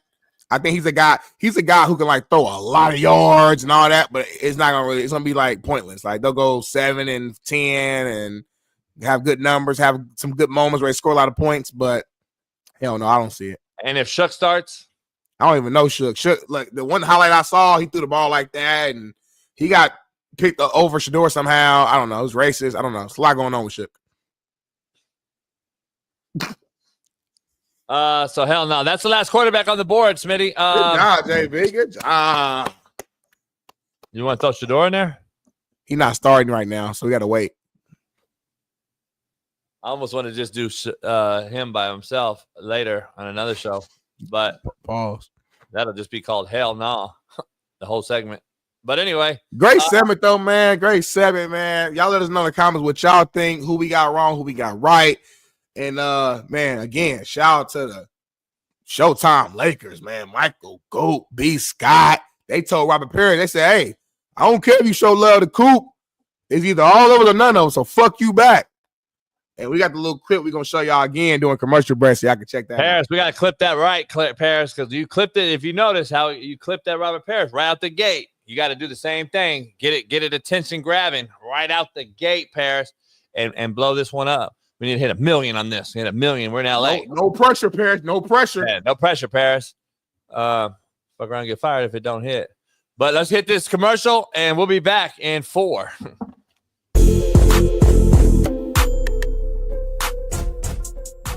Hey, well, fuck it. I'll go home tonight. I'll drink my yak and smoke my stick, and I'll get it back cracking.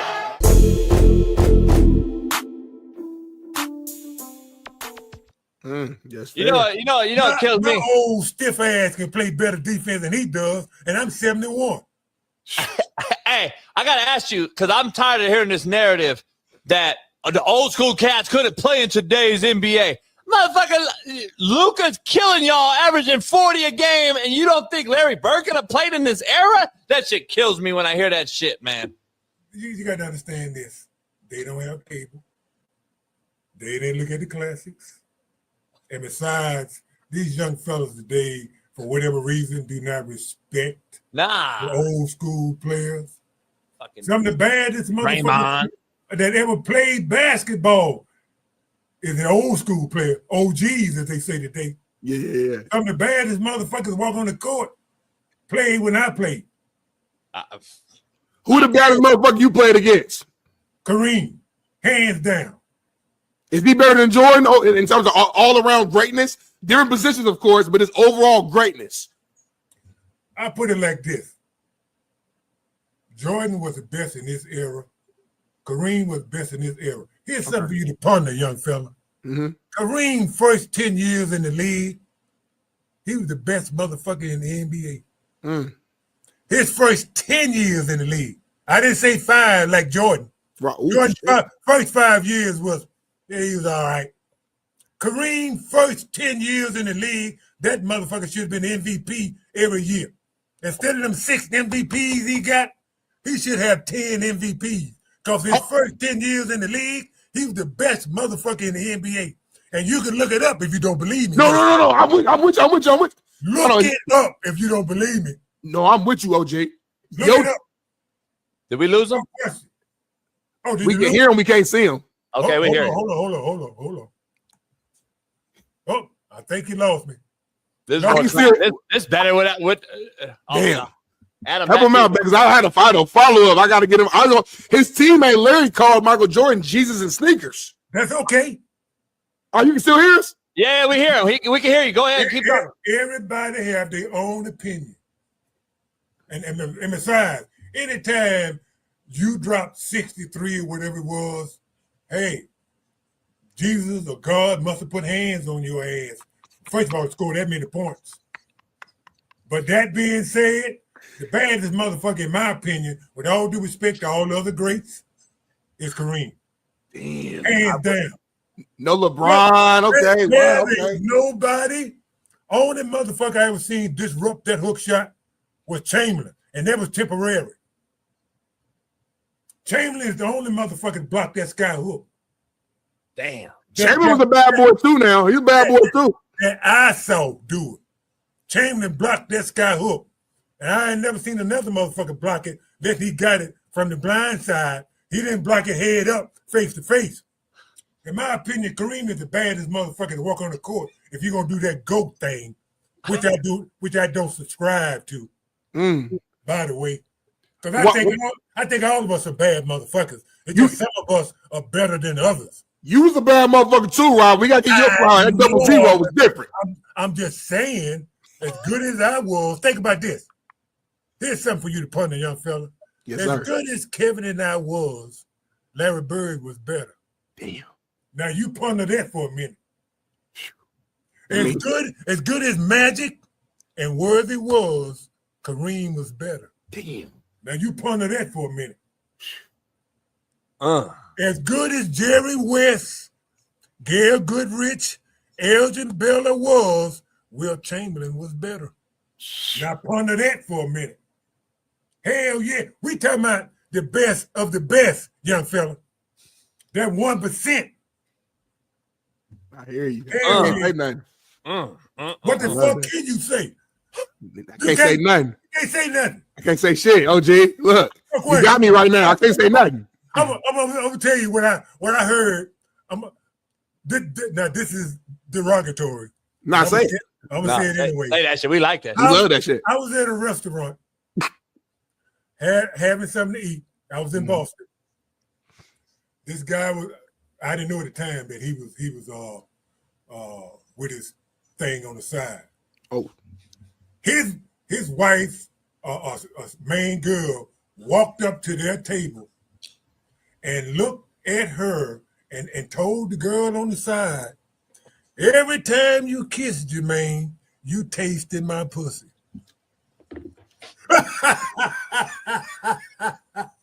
What can you say to that, young fella?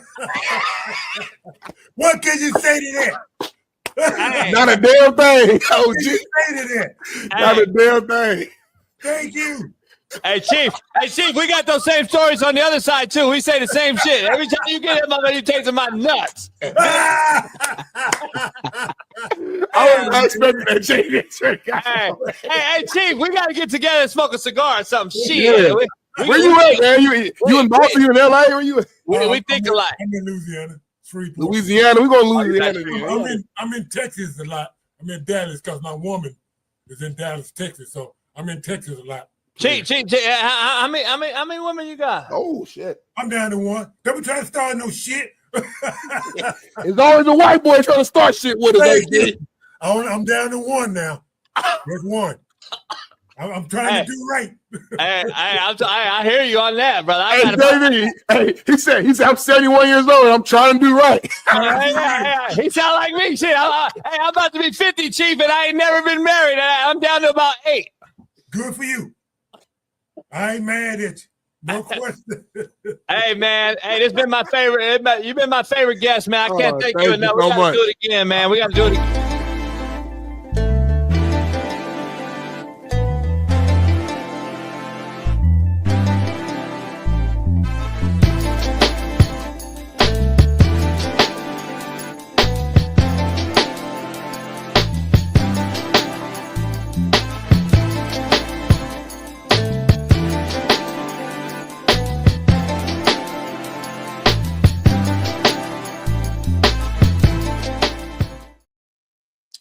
We're back in the building. It's Free Game Friday, man. Pound that like, man. We need 6, 7, 8, 900 likes, man.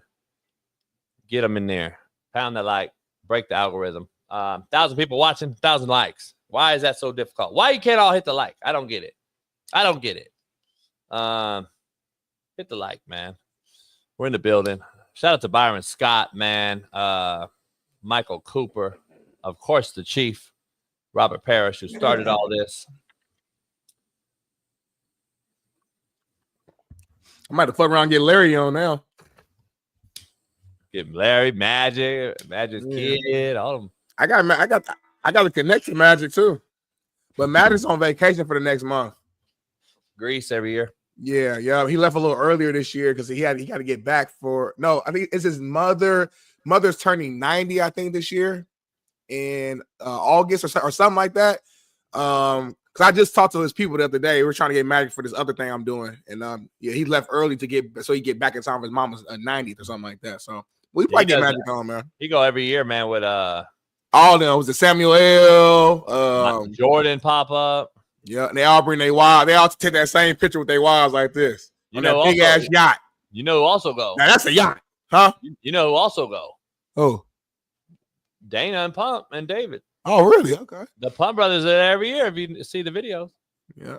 Whoever that's you need, boy, like, that's their real boy. Like, I don't know. Motherfucker ain't going to that shit every year if he not their boy. Yeah. Whoever you need on here, like me and Craig, like we're both very connected to the industry. So like whoever you need, JB, just let us know. We'll make it happen. Yeah. JB ignoring me, y'all. I be saying bullshit. He just be ignoring me. Well, you know, at least you know it's bullshit. Smitty, we're in the building because all the major guests that we've ever had is from me. But shout out to you and Craig though. Me and Craig balling. What you mean? Huh? Me and Craig, yeah. Me and Craig doing our thing. Yeah, pound the like though. We need likes. Likes break the algorithm. You guys are fucking with us. Why you get so pissed? I don't real shit. Are likes really that important though? These shows have been like 300 something likes. I'm like, what? Are likes really that important? Yeah. Like real shit, like no bullshit? No, I'm not bullshitting. That's what breaks the algorithm. No bullshit, like real shit. No, real shit, homie. Like no bullshit. I'm not bullshitting you. Like real shit. It's Free Game Friday, man. Ain't shit going on. I'm about to send Bailey a good topic real quick that just is blowing up right now. Let me see. And then I'm gonna go back to the rundown. I know we got some stuff on the rundown. And I want to dive right in. I want to dive into something real quick though. Let's do it. It's Free Game Friday, man. Let's have fun. Pierce Morgan, one of these talking head political show hosts. Shit. He had your boy on to talk about his upcoming bout versus Julio Cesar Chavez Jr. Take a listen. I'm a killer. I get in the ring with the best people. Oh, yeah, and you get in the ring with a guy who's 50. He's literally nearly as old as me. The only proper boxer you fought was Tommy Fury, and he beat you. Fought multiple boxers with professional records, including Mike Tyson himself. Peak Tyson, you wouldn't have lasted 10 seconds. And you versus going to the gym, you're still a fat ass. We can make up hypotheticals. You should go to the gym. If you went to the gym, I've been twice this week. You don't think I can be Mike Tyson. I don't think you go to the gym. I think you're a great YouTuber. You think that your opinion matters. Well, why are you doing my show if it doesn't? Oh, I'm just taking your audience to sell pay-per-views. I don't give a fuck about your show. You dumbass. This is a fucking business enterprise. Cheers, Jake. Really enjoyed that. He is a troll. He hung up on him. Yeah, he's just a troll. That's what you be doing. You be hanging on people. Like you'll cuss them out and hang up so they can't respond. I've never hung up on anyone. They've always hung up on me. Oh, okay. That's fair. Whitlock, Kansas City Chiefs, fucking bitch ass. I don't know, Whitlock, he hung up on you? Uh-huh. What was that? You cussed him out? I did a few times. Oh, I know you cussed Whitlock out. All right. Bitch ass Kansas City Chiefs radio host. Oh, I remember that moment. Moment. They hung up on. I ain't heard from them in a minute. Oh, I heard they got fired on their day off. Damn. They said I hung up on the pizza guy. Pizza guy. Oh, yeah. Why they always bring that? You know, you was going in on the pizza guy. You was tripping, homie. What? I don't know. I'm trying to remember that scene. I'm loosely remembering it. I don't remember that. Nah, you had like a special. You was ordering a pizza. I think they were fucking it up. Eddie, respectively, on a free game Friday, you can't come with one gift when people are dropping C notes, homie. You can't just give one gifted a thing again. Don't do that. You got to bring at least 5, homie.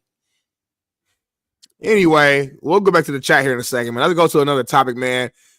Retired QB Big Ben Roethlisberger says that Aaron Rodgers was better in his prime than Patrick Mahomes. Check this video out. I would take Aaron in his prime over Patrick now. I think Aaron Rodgers in his prime was one of the top few to ever do it. And so is Patrick Mahomes at his prime. Patrick Mahomes is just like entering out of his prime, I think. You think? I mean, Aaron Rodgers, yes, I think Patrick Mahomes is a phenomenal. He's going to go down as another arguable GOAT. Mm-hmm. You know, I mean, there's only like one GOAT, but there's GOATs. I've been saying this.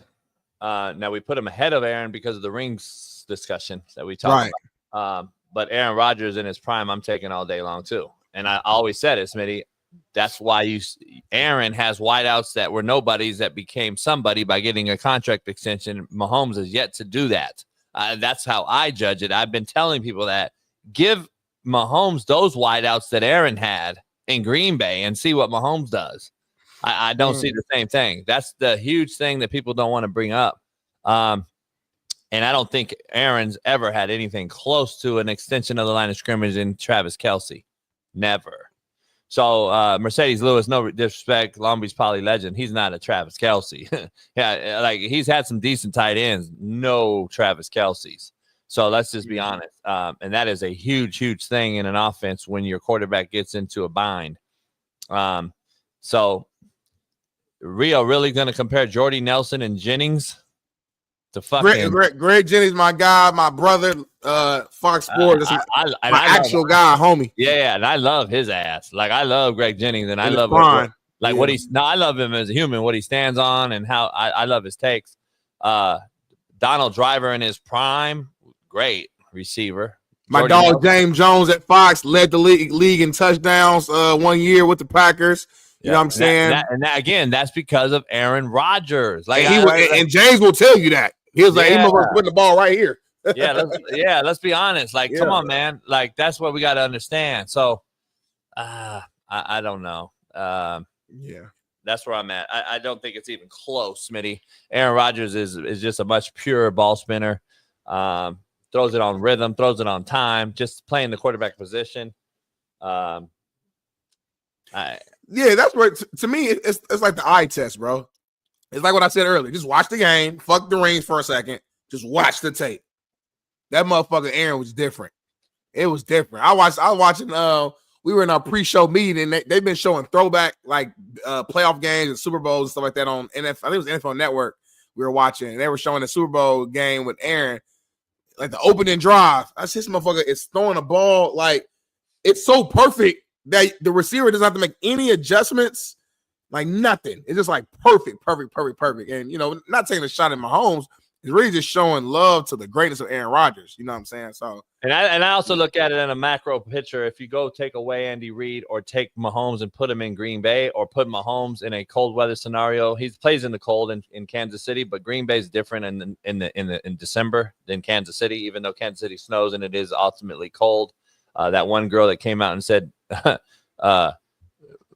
Josh Allen and Mahomes.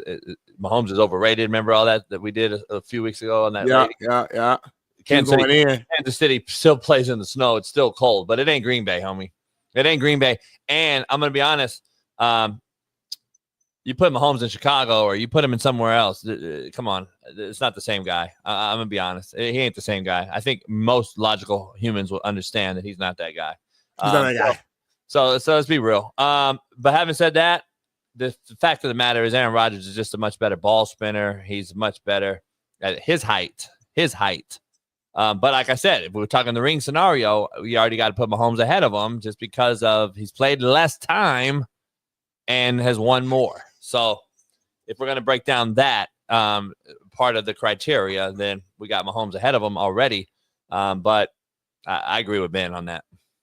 Man, I'm with you. That's a great breakdown. Like I said, not a shot at Mahomes. It's just, again, I think people forget how great Aaron really was. I think people take the off the field stuff, and he's a little weird for keeping it real off the field. But move all that to the side and just look at what he did in between those lines and his prime.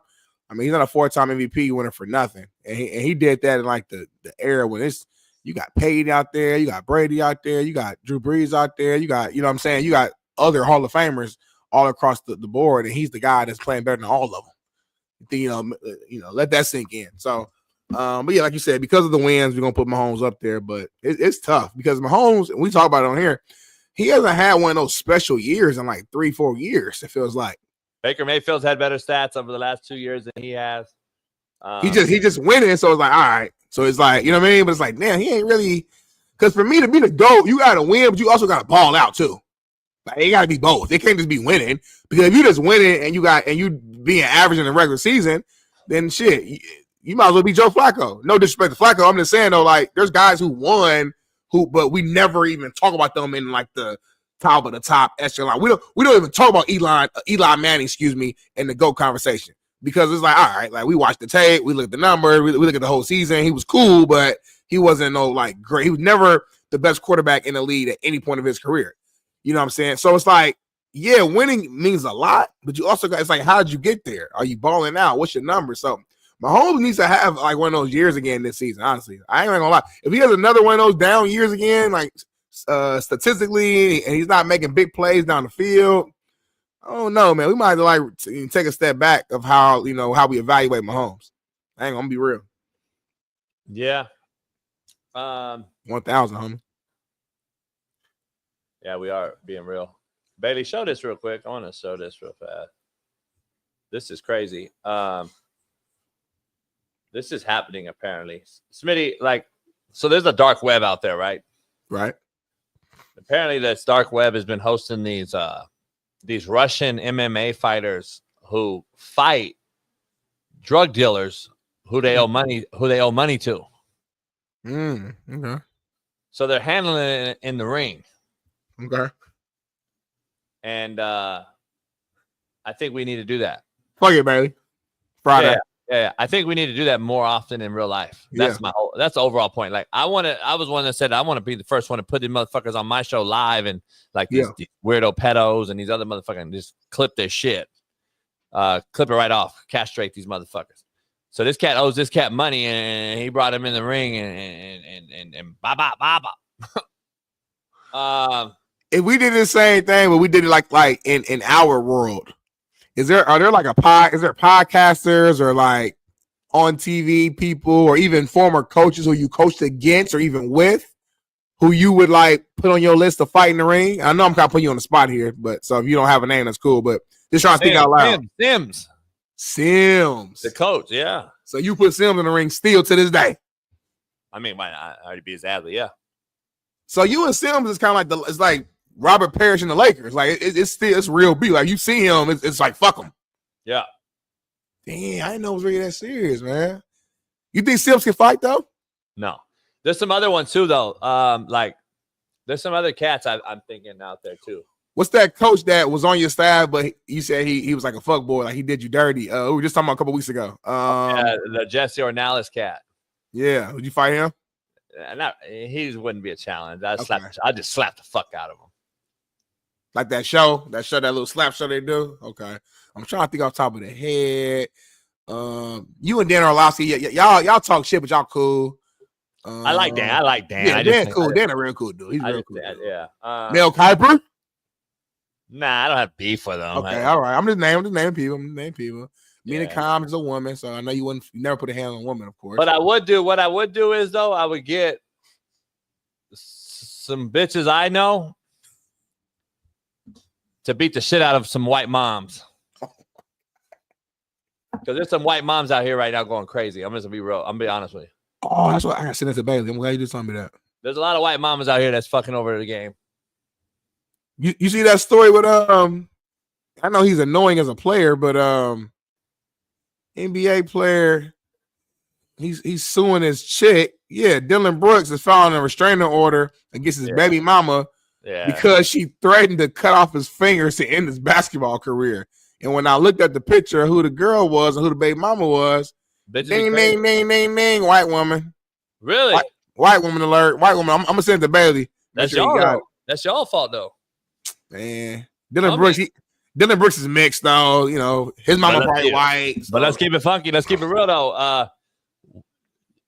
Brothers marry white, homie, in professional basketball, football, baseball. Y'all go white, homie. Let's keep it funky. White or foreign. The reason is though, because black people just like they grew up around nothing but black women and they love them. But when they get that money and they go to a new city, they're around stuff they've never seen. So it's like, damn, I ain't never seen a white woman like this or a foreign woman like this. Look at that. Look at them tittle bitties. Look at that surgery. Look at that. Oh my. So it's like a fascination. And those girls are super thirsty and super aggressive. So when they're in the clubs, at the party, at the game, they touching you, grabbing your arm. They rubbing your neck. Like they feeding off who you are as a man. And you slip up. You fuck them. You get them pregnant. You get with them. And then now she want to cut your fingers off. I love Latina women too, but they're crazy as shit too. Me gusta. Everyone has a crazy bitch in their race. Everyone. Who the craziest though? Like which women is the craziest race? Puerto Ricans, not even close. Not even close. Why? What makes them so crazy? I don't know. Ask God. This white woman said, "I will cut your fingers off to end your career, bro." That's crazy. That's insane to even think that. Puerto Rican would have said, "I would cut your dick off."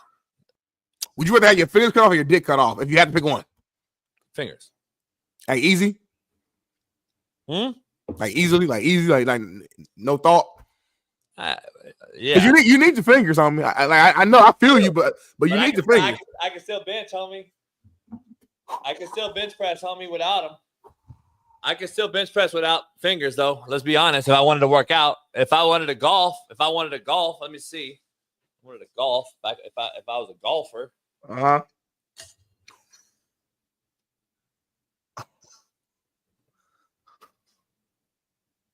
That's your swing on me? I would have to. I would think football. You can't play quarterback though. I know you could play D line though. Who's that D lineman that shot his finger off with the fireworks? He's a baller. DN. Yeah, I recruited him, motherfucker. Jason Pierre-Paul. JPP. Yeah, he a beast at DN with no hand and be balling.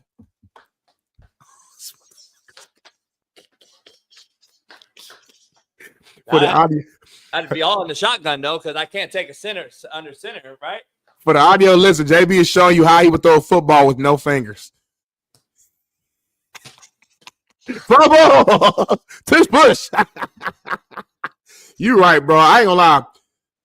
I couldn't get my Johnson cut off. That's the last thing you could cut off. Because like as a man, if you get your piece cut off, you're not a man no more. And now it's like in me. Called manhood. Like, Called manhood. I could not imagine walking around, looking down, and not having nothing there, and having to get a bag tied to my fucking stomach to drain my urine. That'd be insane. You might as well just kill me at that point. Shaun, JPP played for me first, though. Came out to Compton, ended up going to College of the Canyons, flunked out, and then Sims brought him to Fort Scott with Levante David, and who played, ironically, for the national title that year against no other than Cam Newton. And that's who won the Natty. Cam Newton beat him. One of my favorite interviews, Levante David, man. Me and Shaun did an interview. He's a great person. Great story. Kind of sad story. Like I think he might have lost both his parents, if I'm not mistaken. Oh, fuck. Somebody fucking used our Cam Newton fucking interview yesterday and didn't tag us. Dov Kleeman, whatever. And he's usually good. Like a lot of times we get storylines and topics from him to use for our show. And he's usually pretty good at like tagging sources. So what's happening, JB? Who was it? Dove Cleveland or whatever. He's pretty big on Twitter as far as breaking stories. What I think is happening, though, Jason, is that people are finding some of our clips through other third parties who didn't source us. So now he's thinking like, well, shit, I just pulled it from somebody else who had it. I didn't know that this was their show. You know what I'm saying? Like, so I don't think it was him directly who's causing the issue. Does that make sense what I'm saying? Yeah, but but when they're big like that and they do it, it's kind of negligent to post it without doing the. Because I saw it, I said, "Ain't this Aaron Hernandez?" I said, "This is the fit Cam had on when he came on our show." Oh, it's him. We know it's definitely we're in the studio because he did us from a real. He just dropped out of nowhere because we were texting and he hit us from his little couch in that room. Because he did that right. I was right after we were talking about the little Clippers, not the Clippers, the Patriots little show. And remember they had the fake actors in there, and we were laughing at who they had as Cam, who they had as Aaron Hernandez, and then it led to like that conversation. And it was after the Tyreek Hill arrest. Mm-hmm. So that was like because he gave his take on that too. They do need to tag us though, because those are moments that can help grow the show. Like I don't mind. I love when people clip our shit like that. It's a win, but you got to tag us though. Otherwise, it fucks the whole shit up. I'm getting pissed off. Yeah, I'm tired of like. We probably making millions right now. Right. They're taking all our shit. If you quiet as kept, everyone's taking our shit. Everybody's taking our shit. And by the way, homie, I did a deep dive and I did not realize and put it together. Put it together, homie. That we were talking about a clip. Fuck, Bailey. Can you find this clip? I'm not going to give it away. I wanted to. Let's talk about it in the private chat right now. Yeah. Let's do it right now. Chat, just wait. It's serious business. While you waiting, chat, don't hit that like button, subscribe, become a member right now. I knew you was thinking that, homie. I didn't know that was him. Oh, he was with it? Yeah. Now I want to get your take live. I want to get your feeling now on that, homie. Nah, I know. He's not saying that, Bailey. I think he's just saying he was on, though. He was on as a guest, I think. Yeah. Are you sure? Yeah. I'm making sure you're not getting him mixed up with the co-hosts on that show who look similar. Nah, I hope you're not doing that. I know you think white people all look alike. Somebody's seen it to me. Seen it or sent it? Send it.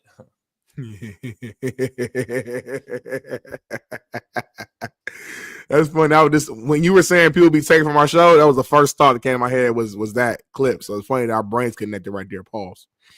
Yeah, because I'm looking online. I Googled it and it pops up everywhere. Let me see. We got our special guest just jumped on JB. Early. It is, by the way, him. I'm right. Are you right? Okay. Yep. Dang, I gotta move. I should have. Damn, my girl this time I gotta move my car in 15 minutes. Well, I'll figure it out. We'll do it. Okay. We got a little announcement too. Yeah. I'll wait. But we got a legendary revisitor. He's been on the show once before, and we might make a little announcement about something coming up here in a minute. But the one and only, one of the legendary combos quarterback, wide out, and another wide out. Miami Dolphin legend Mark Clayton joins the show. Mark, how you doing? Mark, what up, brother? Hey, good morning, fellas. How you guys doing? I got better Wi-Fi today. Ooh, I hear it loud and clear. Hey, Mark, you want? I want to drop it to everybody real quick. We make a little announcement. You're gonna be on the Coach AB show with Big Smitty during the football season weekly. Hey, raise the roof. That's right. That's right. I'm excited about that, fellas. Hell yeah, we're gonna push you, get you that jacket too. Shit, that would be nice. Get you that jacket. We're gonna have you and Eric Weddle and a bunch of other legendary guys on during the season. Let me dive right into this ring thing. It's a big topic going around. You got to win a ring to be considered a GOAT or one of these big time players. Obviously, you had a top. I don't know. I would say you can argue he's the best ever to spin the ball. And Dan Marino never got it done as far as getting that ring. Where you at with this thing? LeBron James and everybody's been talking about the rings are overrated. If he's a great player, he's a great player. Barry Bonds never won one, so you're going to say he's not the GOAT. Blah, blah, blah. That's the argument right now. Where are you at with this ring discussion as far as that go? I got a totally different point of view on the GOAT thing, period. People ask me, who you think is a GOAT? I've always said this right here.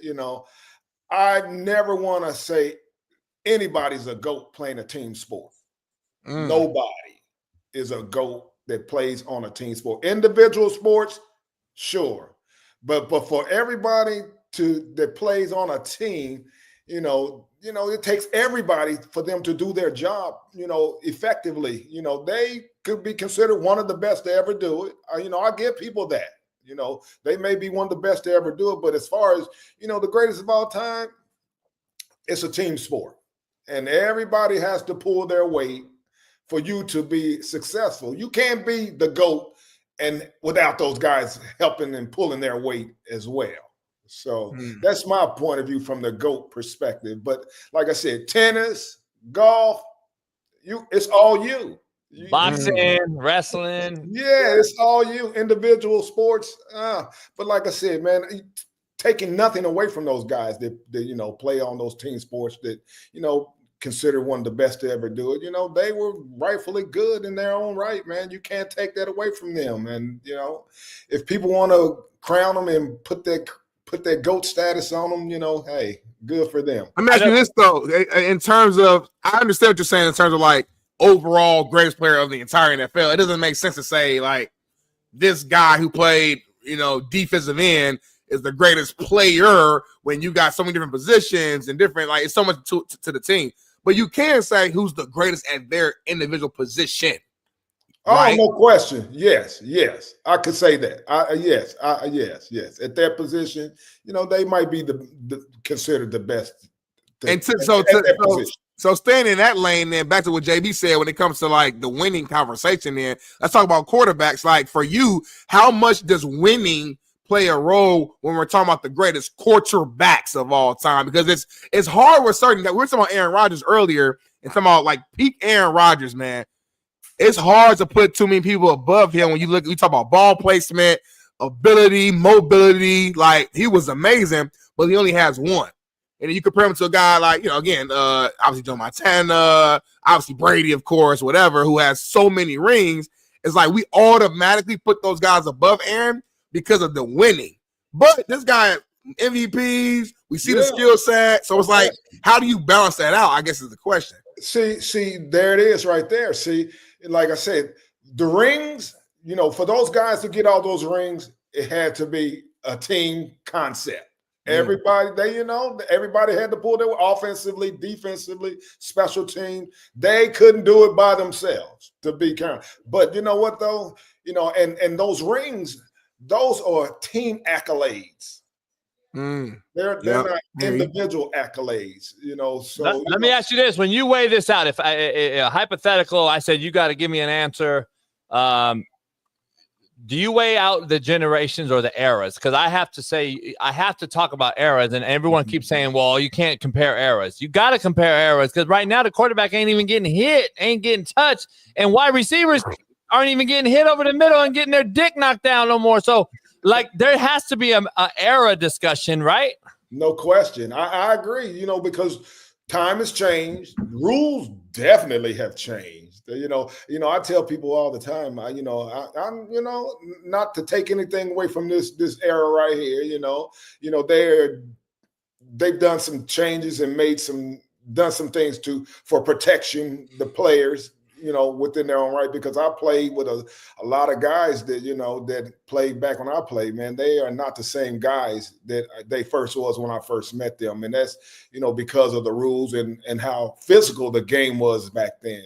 But I'm proud to say I played in an era that there was no such thing as a defenseless receiver. When you go over the middle, they let you know. Don't come over this way right here. This is what's going to happen. I don't care if the ball is 50 feet over your head. If you are never going to ever be able to catch the ball, they just say, hey, let me touch you up a little bit right here just to let you know something right here. You come across here, this is what it's going to be. Nah, no doubt. Where you at with this whole discussion? Like, you play with Dan, obviously. Elway and Dan Marino are both considered to be very similar players. Elway, you may argue he's better with his feet later on, or in his career earlier on. Dan was a guy in the pocket, knee braced up, throwing that bitch, slanging it, 3-quarter release, quickest release ever, getting it out, cannon, all that stuff. Where you at when you compare those two guys? Because we were talking about this ring thing, and I'm like, well, if you're talking rings only and you compare the two, they're very similar in arm, release, ball, all that stuff. And then Elway got it done and goes and gets 2 rings late in his career. Would you carry any weight with that? Or you're like, hey, listen, I saw Elway on the other sideline. I knew who was throwing me the football. Marino made possibly 2 guys Hall of Fame worthy and receiver. Do you look at that like that and say, man, I'm still rocking with Dan? Or how do you look? Yeah, because one of the reasons why Elway, got his rings is because Terrell Davis, they were able to run the ball. They didn't solely have to depend on Elway, because you saw early in his career when he didn't have the running game, they went to Super Bowls, but they didn't win them. So, and plus, they had a fairly decent defense. I'm not, saying that we didn't have a defense, but ours just wasn't up to par like some of those other Super Bowl caliber teams' defenses were. No, no doubt. What duo do you look at now in the NFL at wideout? You see, you see the great, we got Jamar Chase, Higgins right now with Burrow. You go around the league, obviously up in Minnesota. Detroit, obviously, we have Miami and Waddle and Tyreek Hill, your former spot. Mm-hmm. What duo do you compare to you and Mark Duper? Who do you guys think? Well, as far as production wise, I would have to say Chase and T. Higgins. Those guys, they're getting it done, both of them. Before Tua got hurt down in Miami, and I have to, put those Waddle and Hill up there too, because it's very few teams that have 2 guys that really just killing you.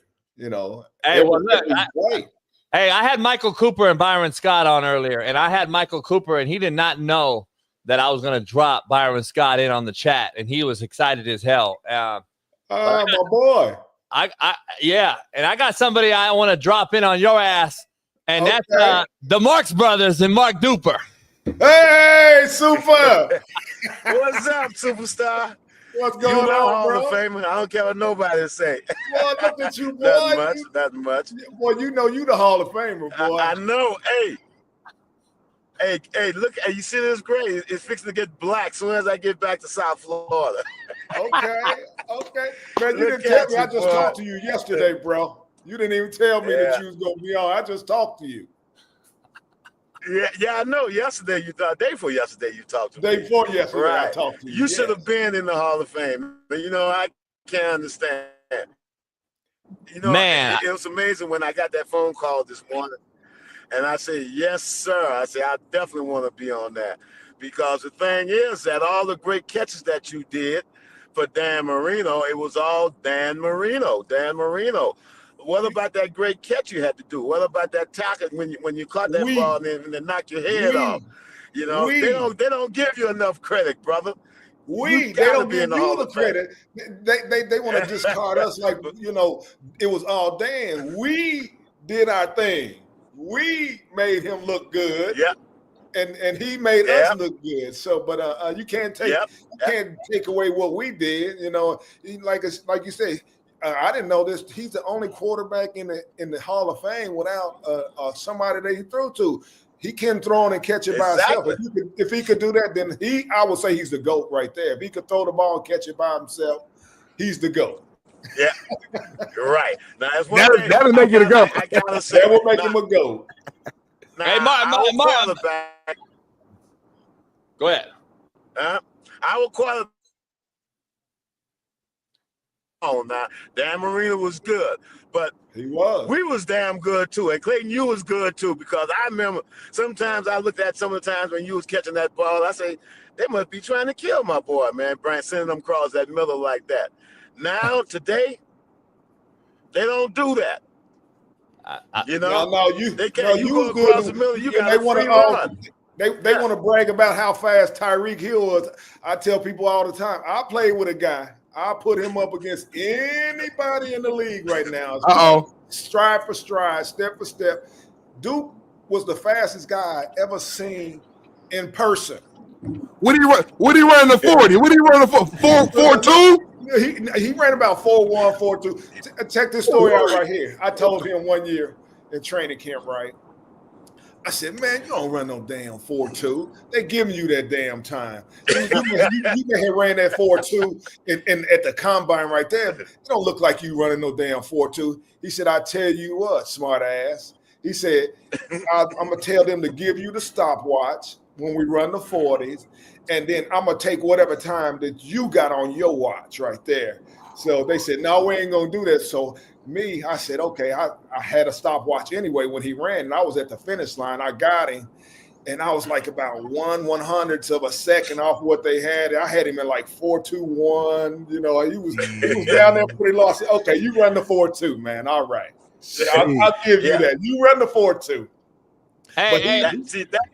You had to be super. You had to be that fast because I saw you get behind Darryl Green. That's right. That's right. I saw him get behind Darryl Green, Mark. I saw this guy right here. They give him a 10-yard cushion. In 3 steps, he be blowing by them. Man, that's crazy. But I tell you what, Clayton? If it wouldn't be for you, I couldn't have did the things I did on the other side of the ball. And vice versa. Because the thing is that when they double your ass, excuse my language, when they double you. Please cut. Yeah, please cut. It makes algorithm better. We got to put our boy Matt Moore in there. I mean, that third receivers helped us a lot. Dan had a lot of options to throw to. And the thing is that he could have thrown to anybody. And the time when he threw to Clayton, he caught the ball. He made touchdowns. He won games. And I believe that that's all you want from a receiver. I ain't never seen us lost a game. Hey, Coach, and you said about the errors right here. If we played in this era right now today, back then we only was getting like maybe 4, 5, 6 targets a game. A game. And that's then we have to catch. We end up leaving the game with 4 catches, 5 catches for the whole game. These guys are getting the ball thrown in them 10, 15 times a game. Can you imagine? I can only imagine what I could do with 10 or 15 targets in a game. Holy crap. Wow. Hey. Oh, look at that. Look at that throwback right there. Woo. Yeah. Well, look at the dude with that Larry Blackman high top fade. I love the high top. That's clean, boy. That's clean. Cameo high top. Cameo. Hey, you guys are the Marx brothers, man, for a reason. Was that the best trio of all time? Ooh. It's hard for me to think if there's any other 3 better. I mean, if you go look at the stats, go check the stats, go look at the people that played together, and you'll see. What's his name? Marvin Harris and Reggie Wayne and Payton. Pretty close. There you go. That's a good trio too. If I'm throwing out guys, that was close. And I'm from Indy, so I'm biased. So you had that three. You had that trio. You had yours. you had Randy Moss and Chris Carter and Randall Cunningham. That was a hell of a trio. You had Kurt Warner, Isaac Bruce, and Torrey Holt. That was a hell of a trio. There's been some trios. And now they're comparing, Tua, which I can't compare to Dan Marino at all, but you got Tua, Tyreek Hill, Waddle, and Jalen Waddle as far as the speed goes. But as far as everything else, the production but Joe Burrow, Jamar Chase, and T. Higgins would be like the today version, like the best comp if we had to pick somebody from today. So you know what I'm saying? Like that's a legit big three right there. I agree. Yeah, that's what Mark said. Dude, I appreciate you hopping on real quick as you're driving. I don't want to hold you, but what do you see? What do you think about today's game right now as far as, can't hit the quarterback? Mark Clayton was talking about, you guys used to go over the middle and have to keep your head on a swivel. Nowadays, guys can't even get hit without a 15-yard penalty. Where are you at in today's era when you look at this today's game as far as it's really a 7-on-7 passing league tournament? Ain't that bad. Clayton and Clayton be 1, I'll be number 2. We be tying up the lead, and nothing they can do about it. 2 number 1s. 2 number 1s. We be paying them up. 2 number 1s. Okay, 2 number 1. And they couldn't do nothing about it because the thing is, when we played, there was no such thing as a vulnerable receiver. Man, you went up under that ball. My neck hurt today.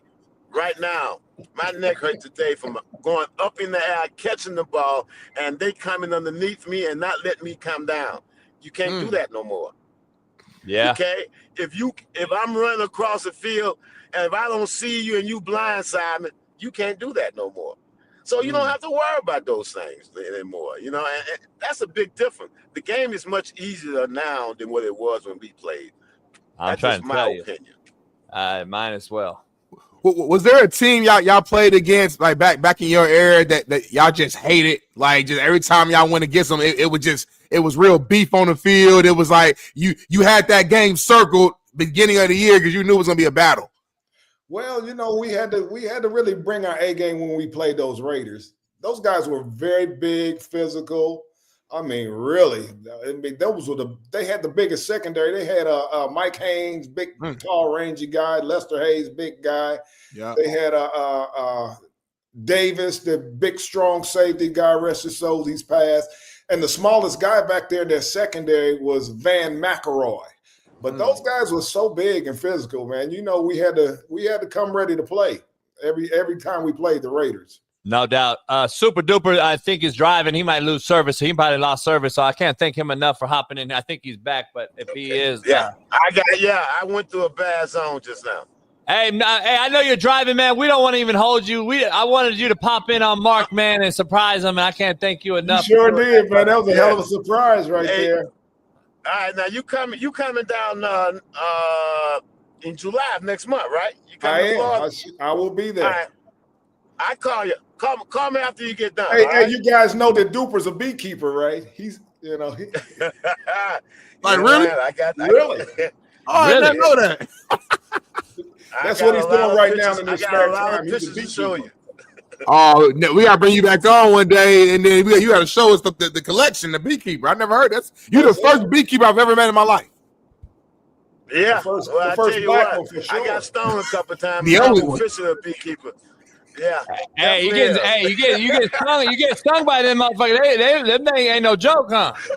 He got stung in the eye, and his eye swelled up this big. I told him his wife punched him in the eye, running his mouth. That's a true story, right? That's what really happened. How you doing, Carolyn? Hey, Carolyn. Oh, man. Hey, Mark, much love, man. I appreciate you hopping in on Mark, man, and hopefully we have you on again, brother. Be safe out there. All right, sounds good. All right, appreciate you. All right, brother. See you in July. Man, that's dope. Oh, man, what a surprise, guys. Man, you got me, Coach. Yeah, I had to. We had to do it. Shout out to Craig for setting that up, man, and the Marks brothers, man. Greatest trio of all time, along with Dan Marino. I forgot all about Nat Moore, man. He was legit, too. Damn. Hey, man, we got to give all the credit in the world to him, man. He's the one that really groomed us. He mentored me and Dupe. He was so unselfish with his knowledge, man. If it wasn't for him, man, I don't know if we would probably been as good as we were, man, because when he got there, Nat is a great mentor, great dude, man, and just really just taught us really a whole lot about being a wide receiver and playing the game and playing that position. Nah, no doubt. You know, one thing that I noticed, man, just now during this whole interview that's so dope to me is that every time Duper would give you, like, show you some love, you would immediately return it back to him, and he would throw it back to you. Like, to this, like, y'all still have that locker room just feel, that brotherhood. Like, even when every time y'all talk, I could just see it, like, through the screen. And, like, I guess for me, like, talk about, like, this the brotherhood that y'all have, like, even off the field, because, like, y'all just showing love back and forth. It's like, he's like, nah, I ain't that good. You got it. Nah, you Hall of Fame. Nah, you know what I'm saying? I love that. That's my guy, man. That's my brother, man. He's not my biological man, but that's my brother. We're gonna forever be bond together. No doubt. Join at the hip, man. And like I said, if I get in before him, I'm gonna do just like Lynn Swan did with John Starworth up there at his induction. Boy, I'm gonna make sure they know, man, this thing is not complete without him in there with me. I don't know how you both aren't in. I really don't. I don't know how you both aren't in. That shit is crazy to me, how you can't have the greatest trio of all time and not all be in the Hall of Fame. It doesn't make sense to me. Like, this whole analytical era we're in now, and they're using all these analytics and all this shit they're using now, to me, is hurting the OGs in the game, because now they're going to go by analytics and stats, and they don't compare the eras. Well, you know what they do is they try to discard what me and Duper brought to Dan's game. They try to make it look like that he could have done that with anybody. Right. But I beg to differ. He didn't. So so get off of that. And they try to discard our talent, our level of play. Whereas with other receivers, they don't do Andre Reed that with Jim Kelly. They don't do Jerry Rice and say that he was just okay. He had Montana and Steve Young. They're not doing that. So so they need to cut that out and give us our props and really give us our flowers, right? That we rightfully deserve. Nah, we're gonna get you. We're gonna get you in. We're gonna push the hell out of it to get you in. Let me ask you something before you get out of here today on a Friday. It's Free Game Friday. The best duo you guys ever went against on the other side of the ball that tried to defend you. You guys had a lot of beef with that dog pound Cleveland Browns team. With Hanford Dixon and Frank Minifield. Is that the best? Is that the best duo? They were good though, and I went to school with Frank Minifield at Louisville for 4 years. That's right. That's right. So you guys already had you already kind of knew a little bit each other a little bit. Yeah, we had like a little grudge going on. And I remember when we were both coming out our senior year, and the scouts were coming there to look at us, and other players as well.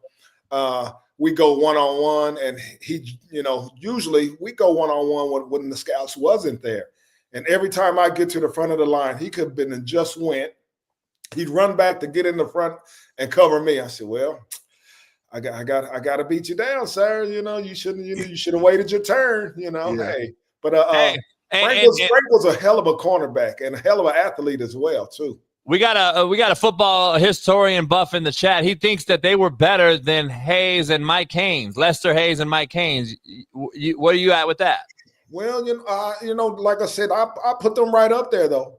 They were as good. They were equally as good. I think the best duo was Haynes and Hayes. But if they're 1A, then Minifield and Dixon had to be 1B. Size-wise, probably, because they're more of a two different sizes. Because Haynes and Minifield were our size. Yeah, no doubt. Which they want to try to be physical, but hey man, I'm not gonna let no little guy muscle me around. I knew that going into the game against the Raiders, I could not let Hayes and Haynes get their hands on me because I was a $170 soaking wet back then. Yeah, no doubt. Well, everybody I played against was bigger than me. Right. So, no doubt. Size-wise, but, as far as heart-wise, their heart wasn't big as mine, though. Yeah. Ooh, love it. Heart matters. You can see the size. You can look at the size of the dog in the fight. You can't look at the size of the heart and the dog. Something like that. Yeah. It checks out. People used to say when I first made the team, they was like, "Wow, you look so much bigger on TV. I didn't know you were a little small guy." So I kind of got tired of hearing that. So after a while, I said, "Listen, let me tell you something. You got a dictionary at home? Why don't you go home and look up man and see if it's spelled B-I-G." Woo! Contrary to belief. That's right. Or B-I-T-C-H. Oh, tell them, Coach. Jason said it. Hey, there ain't none in that. Hey, we don't got that in our blood. I don't know. Yeah. No pump Kool-Aid. Hell no. Hey, so let me ask you something before you leave today. The Miami Dolphins' current situation this offseason, they addressed some issues, I think, up front, O-line, D-line wise, which I think they need to do. They got a coach who I think is on. He's got to either shit or get off the pot, right? He's got to do it, figure this thing out. They're GM too. GM too. 0-11 in cold weather games up north against New England and Buffalo and New York. In late games. Where you at with Miami's transcending? Are they on the way up, or are they going to just kind of keep going what they're doing, throwing it all over the park and not playing physical is going to cost them, right? Well, I think they got to, spread the ball around. I don't think that they need to kind of force feed Hill like they've been, they trying to, really just get. He said he wanted 2,000, and they kept trying to force feed him to get him 2,000. They had plenty of other guys there. I love Waddle's game. Waddle is a beast. Waddle don't get the credit that he should get. He's just as fast as Hill. Yeah. And like I said, and if Tua can stay healthy, that is the big key right there. If he's got to stay healthy, he don't want to wear that Guardian helmet, but he continues to slide head first. I don't get it, man. I love the polyculture. I love the polyculture, but damn, he got to be smart too at this point. Let me ask you, all things good. He's healthy. Are you a believer in him as the guy to get them over the hump if he is healthy? Is he the guy you see him and say, all right, he's got the it factor if he's healthy, or is he a guy that's still not quite there? Well, I like I said, I think if he's healthy, and that's all, depending on, the guys up front. Yeah. They gotta have those guys up front, to make sure that he stays upright. And I think the sky's the limit for that kid, though. He's very accurate, but time will tell. Yeah, no doubt. Man, what you got going this weekend? Anything? I'm a relax with my kids. My kids are home. I'm gonna do what you're doing. I'll go out on back and smoke me a stick. Yeah. Relax for the weekend since no sports are on TV now. I know, man. I'm not the big baseball guy. Yeah, me either. It's a down year, man. We got a couple months till football season, and I think we're down to 9 weekends away. I can't wait. I can't wait either. Mark, it's been a pleasure. I'm glad we got to do that. We'll clip it out and put it out there to the world to see you and the Marks brothers back reunited. And enjoy the weekend, man, and hopefully we'll see you soon. Hey, same to you guys, man. I'll see you guys soon. All right, brother. Have a good one. Put him in the hall. All right, brother. Mark Clayton, Mark Duper, the Marks brothers, man. The Mark brothers, super duper, super Clayton and Duper. We had 2 surprises today with legends, like literally 2 surprises. Because earlier Cooper didn't know that B. Scott was joining. He got excited. The same thing here. Clay got excited for Duper. We just bringing families together. That's all we do on this show, man.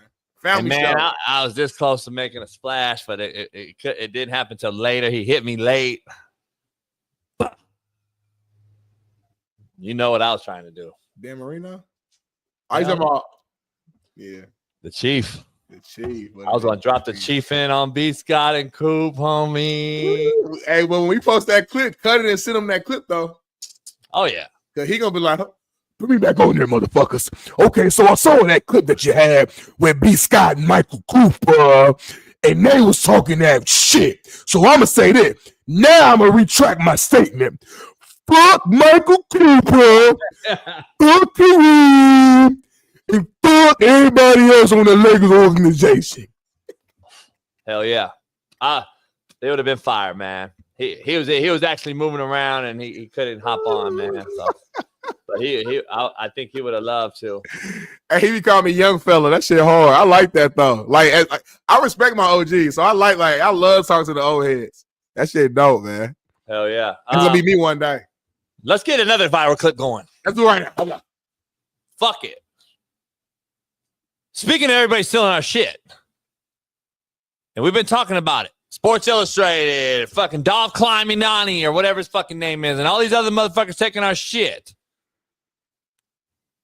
Topic of discussion this week, Smitty, has been a motherfucker out there that spoke about me. Let's just show the clip. Fuck it. Let's dive into it. People or black people. Are you ready to play? Yes, I would love to play that here. Let's get racist. Yeah, good call. Grilled cheese sandwiches. Oh, that's BPS. I think that's universal. No, that's BP. Y'all don't make it right. Oh, here we go. Yeah, see? Tell us You're how allowed to to make say it. nasty things about us. I get to say nasty things back, for the record. You got to put the butter in the pan lightly. You got to toast it lightly. And then when it comes out, then you got to jam that together. You got to squeeze it. You can only use the yellow cheese. White people, y'all got yellow cheese, white cheese, check. We don't do all that. Well, white people also get tomato soup with it. See, no, Do you guys bro. get tomato soup? Yeah, do you dip your grilled No, cheese? you got to get tomato soup. We can't afford no goddamn God, yeah, tomato the whites, soup. the whites are fired yeah, up. they're right. Yeah. Tomato soup. Yeah, see? I love Shaq. That's my dog. Legend. Lakers legend. The most dominant. But Who's the other guy? Who's the other guy? his producers definitely stole that from us. Not because it's too like saying the term BPS, nobody's ever done that. So who's the other guy? You talking about the guest or the co-host? The guest in the middle. That's your guy. That's the comedian, homie. We've been talking about all week. What's his name? I don't know. Shane Gillis, homie. On that clip. So what you say? Are you insinuating that Shane Gillis gave him that segment because he saw it on our show and he gave it to him and picked it to him? What are you saying right now? You making a weird face. Well, I did a chronological breakdown, and he broke down my ass for an hour on his show, and then literally the very next day, that show came out. That's what you saying.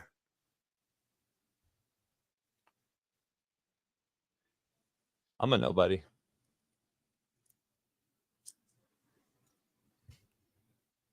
He's the best comedian ever.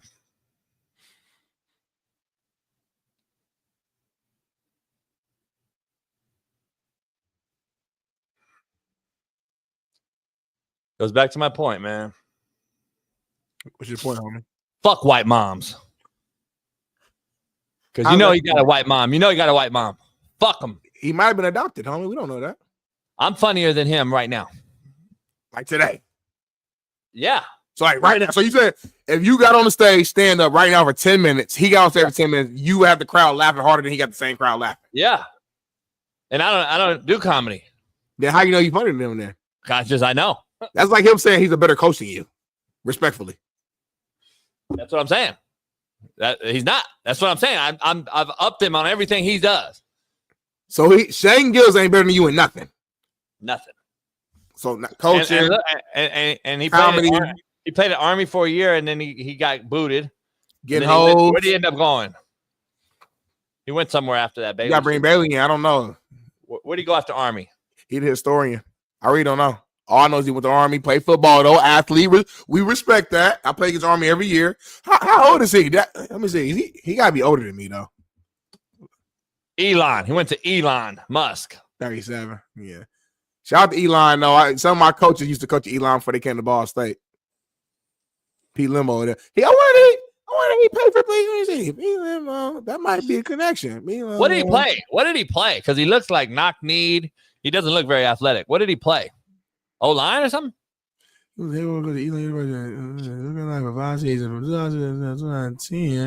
Oh, shit. Hold on. Let me see. Shane Gillis. Let me see. He's an offensive tackle. Really? Yeah. He's 6'4", homie. 270. He was 6'4", 275, homie. Dog. Yeah. Not a dog, but yeah. Damn. He might have just. I think my coach recruited. Hold on. He went to Army first, and then Elon. But I don't think he played anymore at all. Okay, gotcha. I think he might have just missed Coach Limbo. Limbo was at Elon from 06 to 2010. I think Shane graduated high school in 2010 with the Army and then Elon. So regardless, though, it's real close if they didn't play together. So, but man, you and Shane Gillis really got beef now, I guess, huh? I don't know. I don't know him. Oh shit! Hold on. Shout out to my boy FA, because it's funny that I just thought about this. What? I'm gonna send it in the chat. Shout out to my brother FA. Coach Limbo, my Ball State head coach, posted this last month. A picture of him and Shane. Let me send a Bailey right now. Shout out to FA. Because I was thinking, I'm like, hold on. I said Elon. I'm looking at the years. I said, hold the fuck on. There's a connection right here, homie.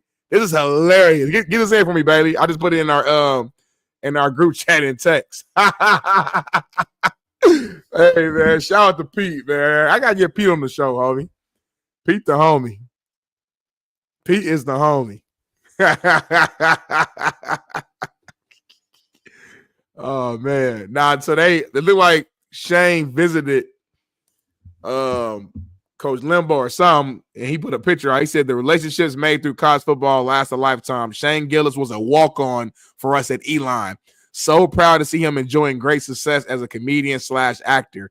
Tremendous show in Buffalo last night. Thanks for the tickets and a couple of beers. So he gave Coach Limbo some tickets to come watch him perform. So my coach, Coach Limbo, was also Shane Gillis. I'm a Shane Gillis fan now. I'm a Shane Gillis fan. I'm getting Shane Gillis on this show. I'm going to hit up Coach Limbo. He going to hit up Shane. We're going to bring Shane on this show. We're going to squash y'all beef live on the show. He going to give us tickets in L.A. when he comes out here. You and I going to go together, pause, go watch Shane perform, get some drinks, get some wings, and enjoy the show. We are squashing the beef of JB and Shane Gillis live on this show. Coach Limbo, I'm about to hit you up.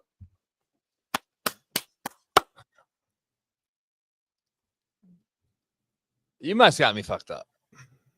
What you mean? I'm a forgiving person, but I don't forget. You don't try to like, homie, be slick and with your wordplay, and then act like you're cool. I don't do that gray area shit. That's gay shit. I don't do that gay area shit. And that gay area shit, a lot of you call gray area. I call gay area is like that little subtle jab shit because he think he cool. Nah, I don't fuck with that shit, homie. I don't do that shit. I don't do that shit. It's comedy, homie.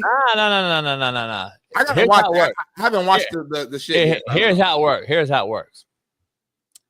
If you say low key, you respect me and you're giving me props, but then you call me wigga and all this old bullshit. Miss me, homie. Two things cannot be true in that scenario. Stop. That's like me going out and dissing you to the homies on the side, and then when you see me, I'm like, nah, I'm just fucking with you. Nah, homie, why would you say that without checking in? That means call me first and say, or reach out to me through Pat or somebody that you're on. Say, hey, dog, what's the real? Let me find out the real before I just start making assumptions of what this motherfucker is. Nah, homie, I don't play that game. That's gay area. And that ain't the yay area or the Bay Area. And it's not gray. It's gay. So I don't fucking play that shit. So we'd have a conversation. I have a conversation with him. Yeah, get him on the show. Get him on. Yeah, I have a conversation with him. All right, I'm gonna make it happen. This is hilarious. I know they really say everybody's connected through 6 degrees, man. We had one of my years at Warren Central High School, the great Warren Central High School. Our little tagline for the year was 7 degree. It was like, go to that next degree, that next level. You know what I'm saying? But everybody's connected to some point. It's crazy how I never noticed that connection. Yeah, I'm gonna get Shane on for sure. People saying I didn't know wigga was offensive. It's not offensive to me at all. It's weird. Because as a black man, I don't know how I feel about it. It's just weird. It's like a weird I haven't heard this shit forever. It's the fact that you think you know me. That's the problem. Like, if you would have did some research on me, that's the thing. So if I go out and do a show and talk about him, and I don't know shit about it, and he says, nah, man, I quit after playing at Army, and I didn't play and I never played, and the reason I went to Army, and if I came out and said that motherfucker went to Army, walked on, blah, blah, blah, and then I find out he had a scholarship, I'd be wrong, right? I'd put my foot in my mouth, right? I'd be an idiot. Right, I hear you. So I don't get it. Let me ask you this, though, being devil's advocate, You don't think a lot of comics don't like make jokes about people who they don't fully know, or like maybe they saw a story online and they use it to make material? Like, don't you think a lot of comics do that? Even like old school comics, you see some, rest in peace, but you hear a storyline about Michael Jackson and whatever case may be. You just hear the storyline and you use it you make material off of that storyline. Ain't that what comics do? Ain't that kind of, let's be real, in all fairness, ain't that kind of what we do even on our show? We see a headline about some shit, and then we just use that and come up with a whole little thing. You might call somebody a bitch and all this, and you don't even know. Yeah, but I see, I'm not trying to go and talk to that person and say, hey, man, I didn't mean it. Well, he's not either.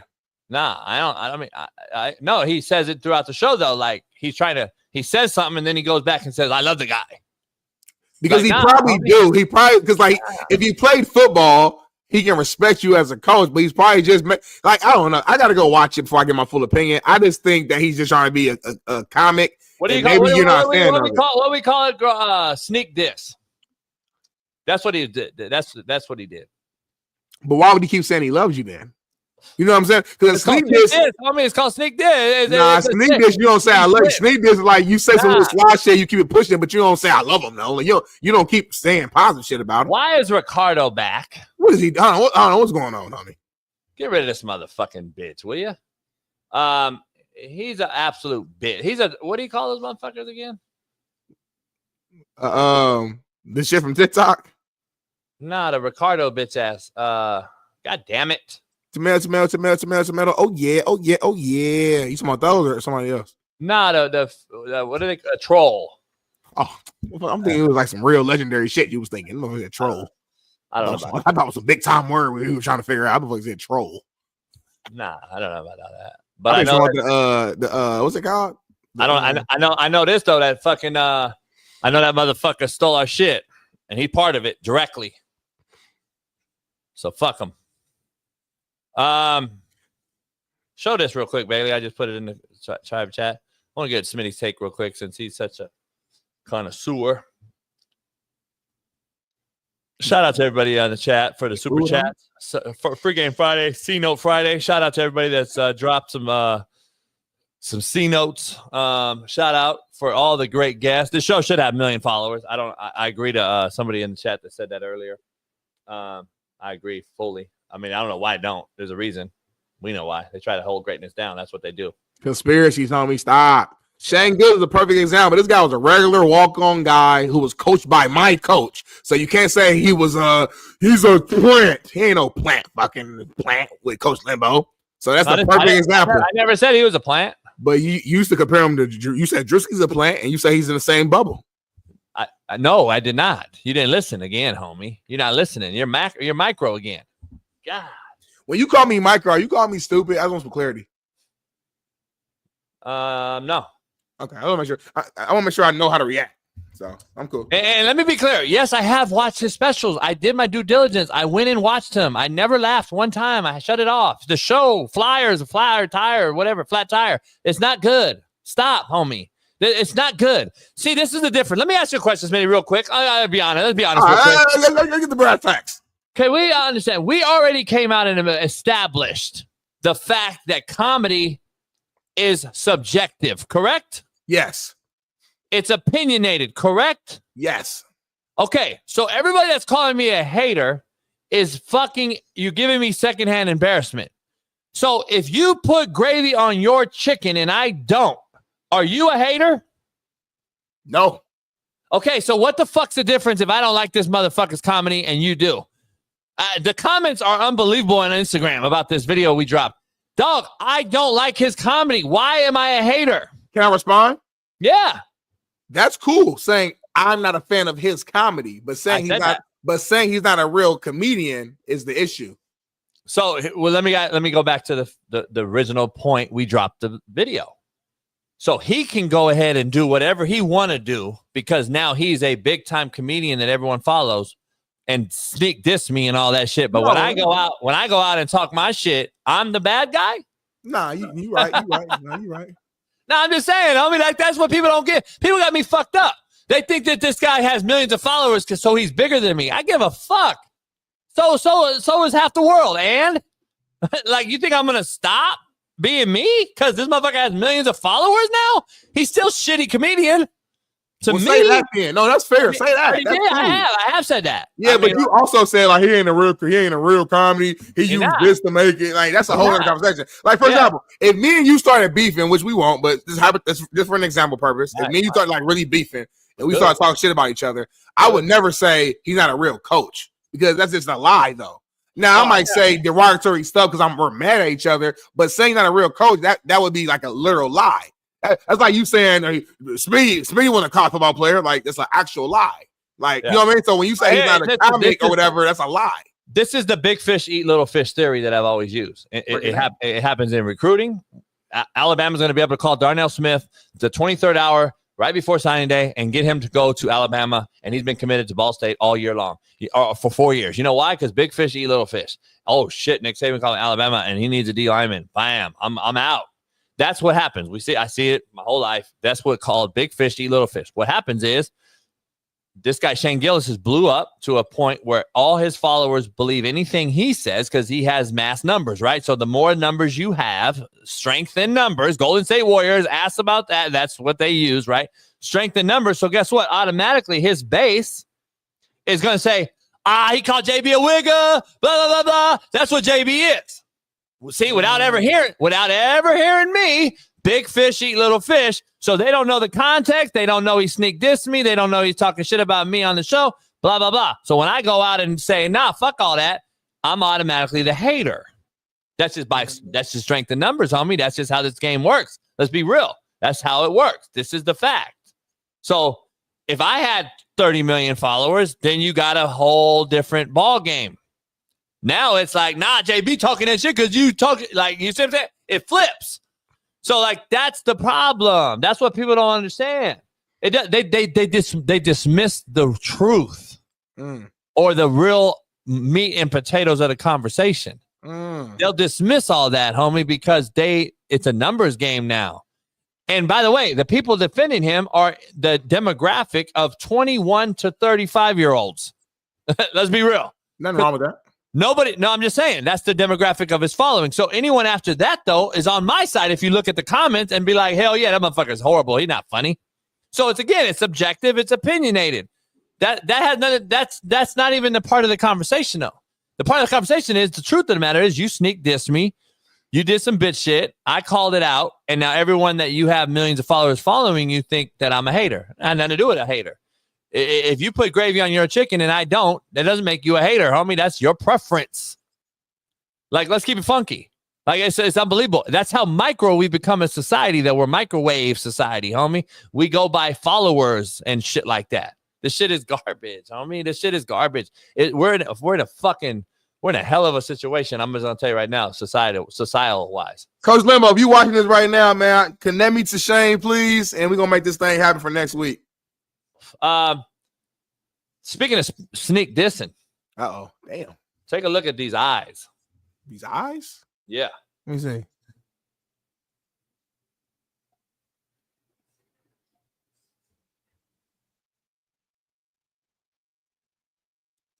Oh, we missed it. Go back to the beginning. Caitlin's eyes or? Right here. Lips, eyes. Look at that shit, homie. She does not like that bitch. You catch that little like. You know I'm right too. Don't say you're a bad motherfucker, boy. You catch that little quick little. Keep it real, Smitty. Look at that shit right there. Look at that shit right there. Keep it real, homie. Keep it real, Smitty. I caught it because you know I'm a real one. That shit right there, sneak diss like a motherfucker. Tell me I'm not. Well, I think they did some little fun trash talk. It was a point in the game in which she was standing up and Kelsey Plum was like, make her ass sit down. So it was a little trash talk. Kelsey Plum talk trash. It's like the men talk trash. I love it. That motherfucker. Kelsey Plum a hooper too. She sneak this, that motherfucker. That's sneak dissing, homie. Is she checking her out like the ass out? Or no, Caitlin strictly dickly. How do you know? Because I know. I mean, I don't. She's So in my city.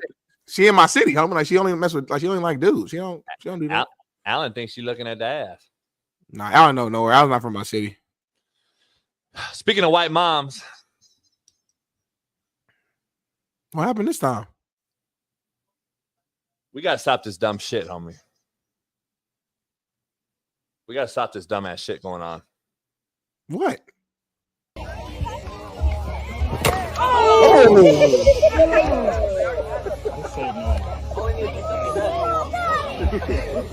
it's mom and her son. Show that again, please, baby. God. Damn, her head was down. Oh my God. Could have broke her neck. Ah, you could have paralyzed her. Oh shit.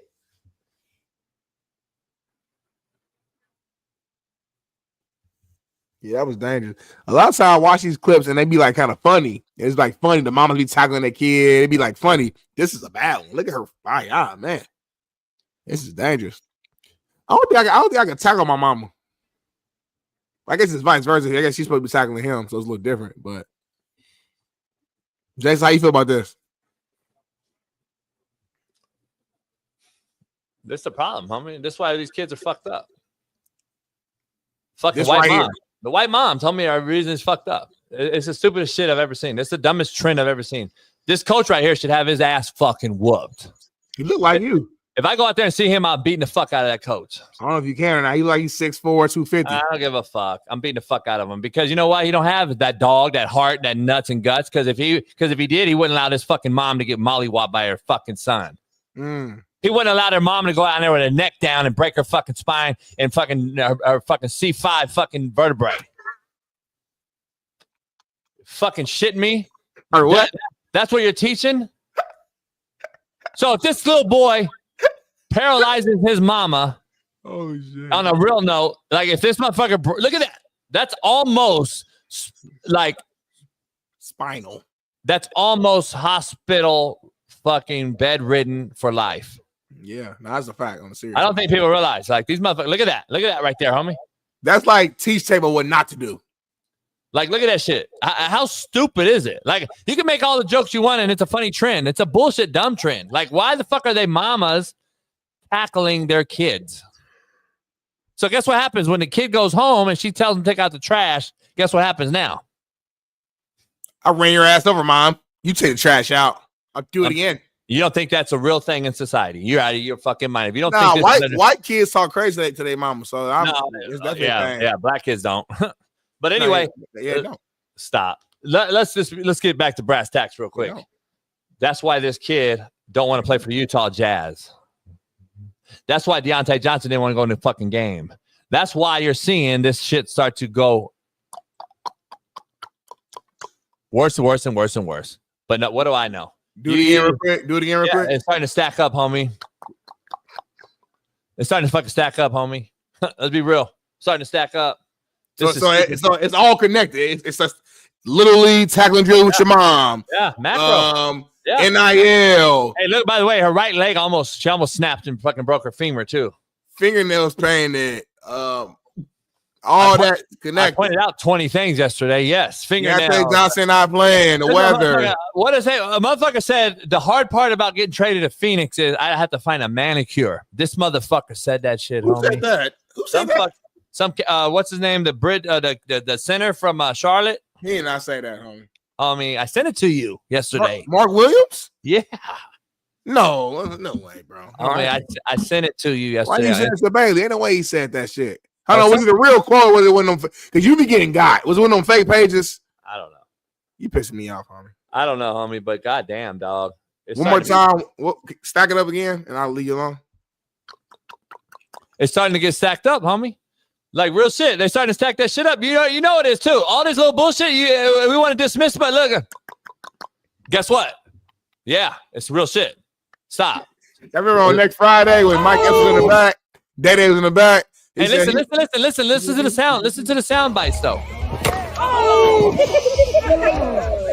What do you see? What do you hear? What do you hear? Oh shit. What do you hear? I hear I hear laughs, embarrassment. You hear kids laughing. Yeah. See, I would have went and I would have spiked that fucking coach right there in the back of with a rib shot. I would have tackled the fuck out of him. I would have blew his fucking back out for doing that dumbass shit. Seriously. Yeah. No, real shit. Yeah. We're at this practice watching this. Mm-hmm. How do you feel? And just thinking that you have a mama and you're thinking about that part I of feel life. uncomfortable now.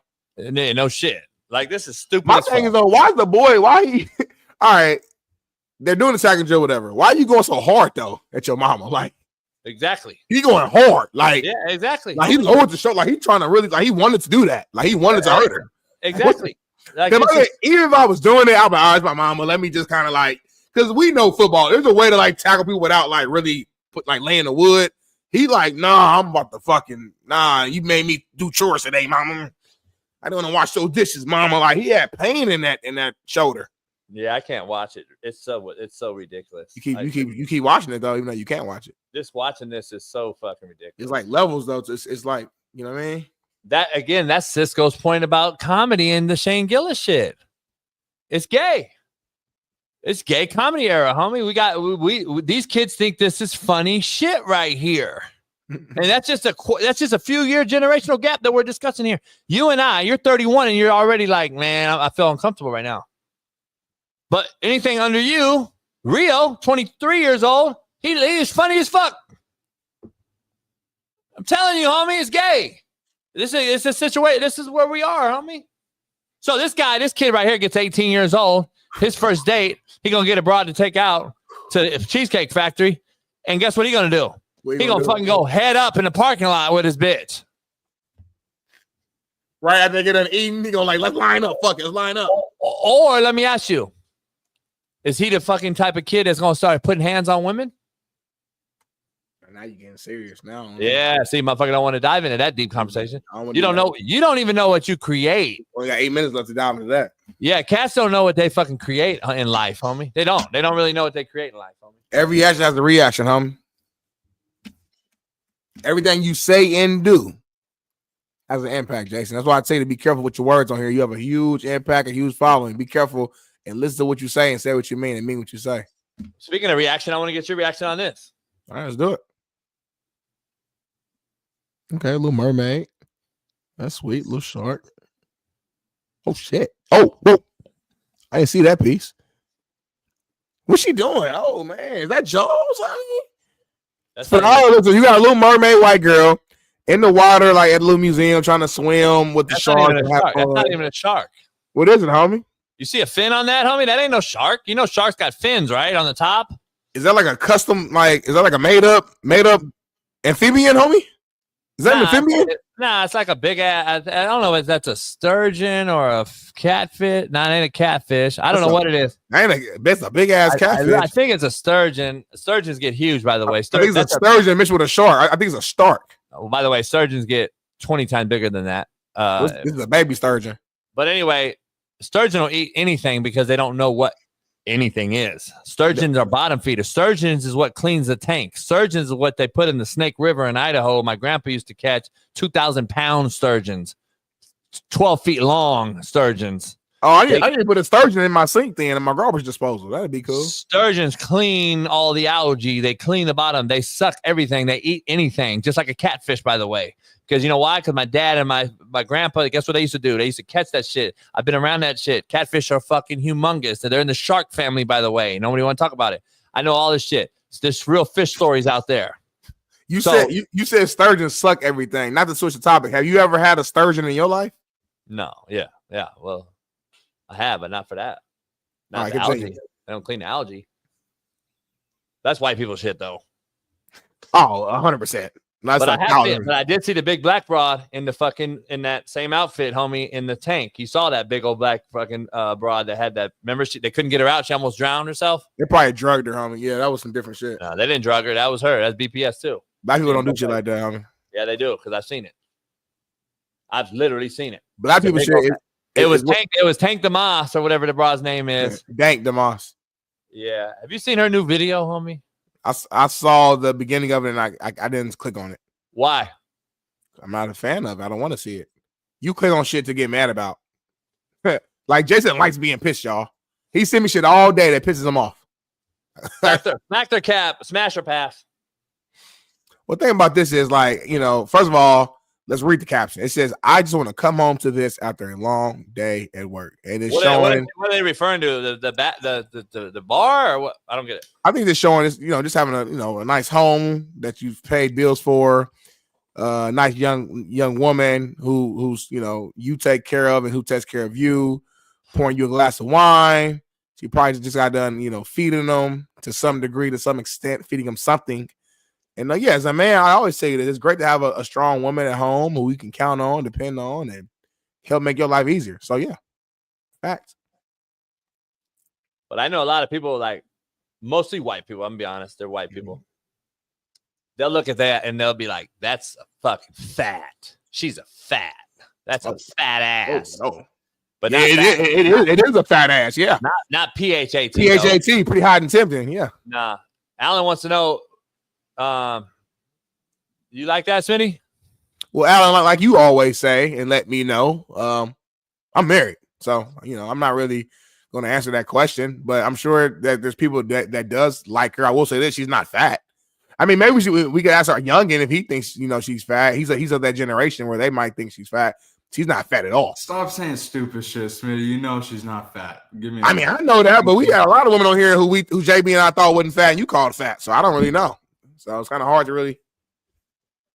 Generation's different. Jason, what do you think, homie? Do you think she's fat or thick? Nah, she came over and I'm fuck shit out of her. From the back? Barstool? Fucking right. She's a perfect Barstool broad.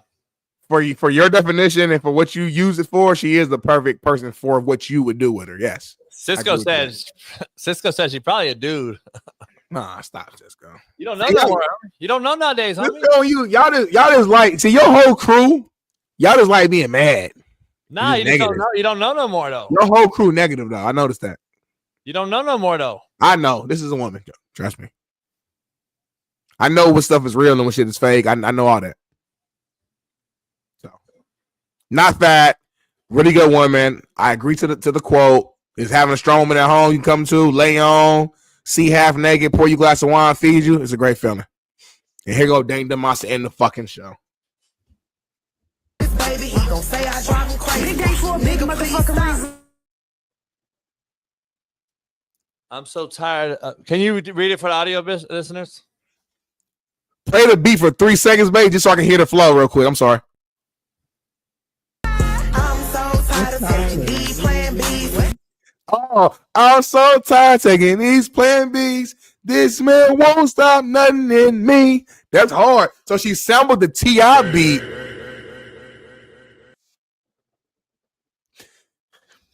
She sampled the T.I. beat from 24's Cars and Clothes. That's oh my. Go ahead.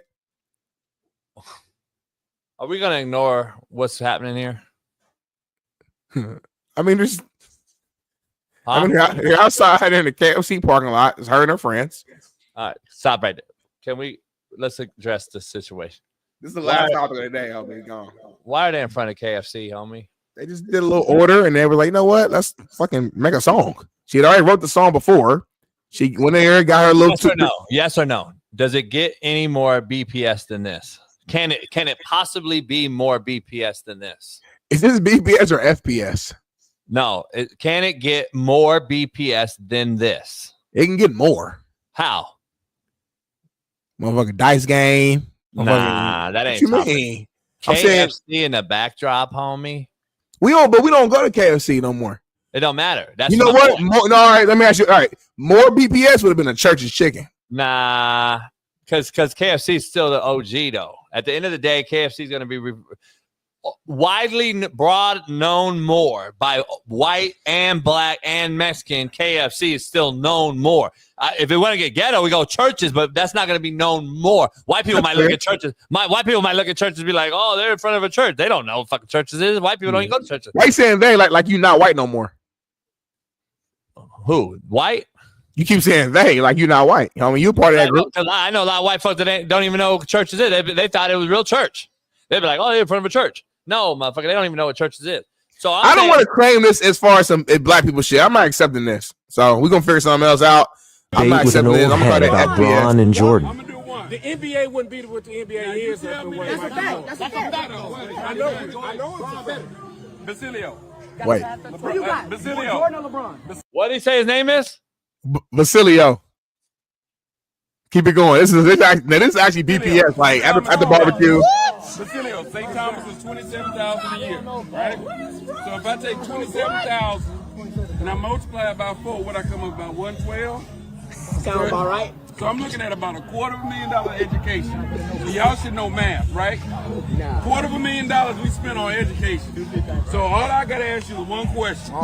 What number is bigger? 6 or 3? 4.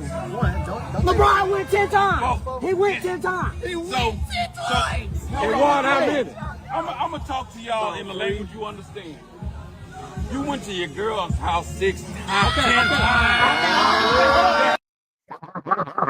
Hey, I love that. That's black people shit. OG in the backyard. He did this whole build up of saying how much I pay for your fucking education to ask the most simplest question in the world. The 6th grader than 4.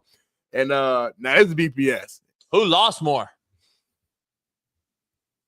Didn't Bron lose like 8 goddamn times too? No, that's what he's saying. He's gonna break it down to simplest form. Like if you go to your girl house 10 times and you only get some 4 versus somebody who went there 6 times and got it 6 times, which is better? How many times? 4. How many? 4. And speaking of the GOAT, BPS too. He didn't holler at the white boy. You see him? Yeah. At the end. You really going to relax. Bad as shit. He said, you really don't know one of them motherfuckers. Did you hear him? He said, them motherfuckers. That's what he said. I didn't hear that at the end. Yeah. That's BPS too. The 2 GOATs right there, in my opinion. Lawrence Taylor, Michael Jordan.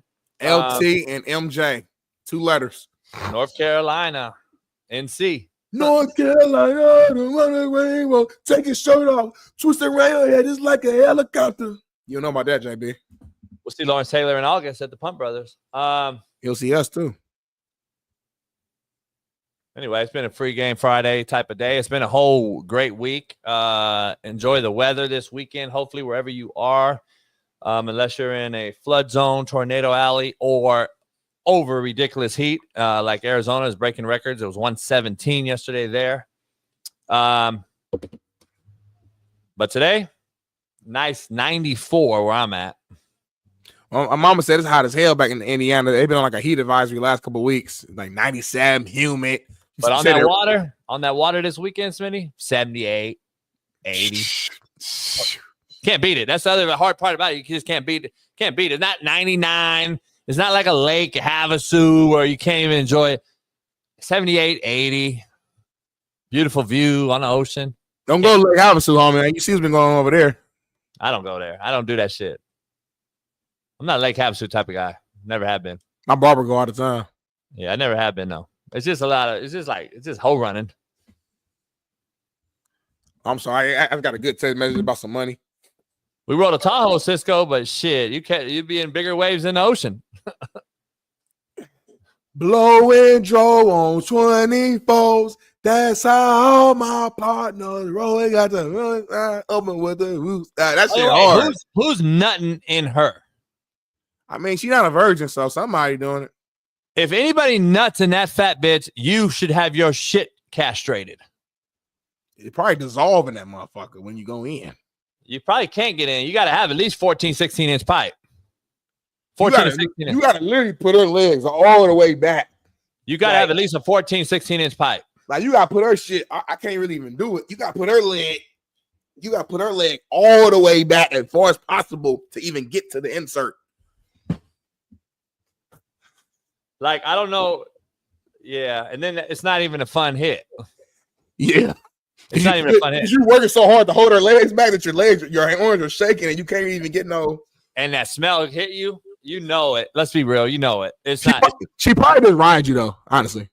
Yeah. You know that smell. You can't even. That's a lot of pressure on when they riding you though. It might feel good. But you can't get that smell out either. It's going to take a while. Be real though. Do you think it feels good though? Nah. Because it's so much, you know what I mean? It might feel good though. Nah. Like the lights was off, you just felt it. Nah. Because you don't know if you're fucking thigh meat, gut meat, fucking. You don't know what you're hitting. Belly button. You don't know. Yeah, you could be in the belly button, fucking 8-9 inches deep, and not not even know what's cracking. And be good to go though. Yeah, like you fucking fill up her belly button thinking you did something. Anyway, it's Out to the homie. Yeah, I smashed Dank DeMoss, man. Shit was good. Belly button on me. We'll see you Monday for Merciless Monday. Everybody plus more be here Monday. We're ready to go. Big show Monday. We got a lot of people coming on. Big time. Turn on your Bird, might get Marino. Who knows? Yeah, we might have we don't know. We do so much nowadays and you don't even pound the like. Everybody, as you leave the show, pound the like right now. On 3, on me. 1, 2, 3. Pound the like. If you don't, you're a bitch. We'll see you Monday. Peace.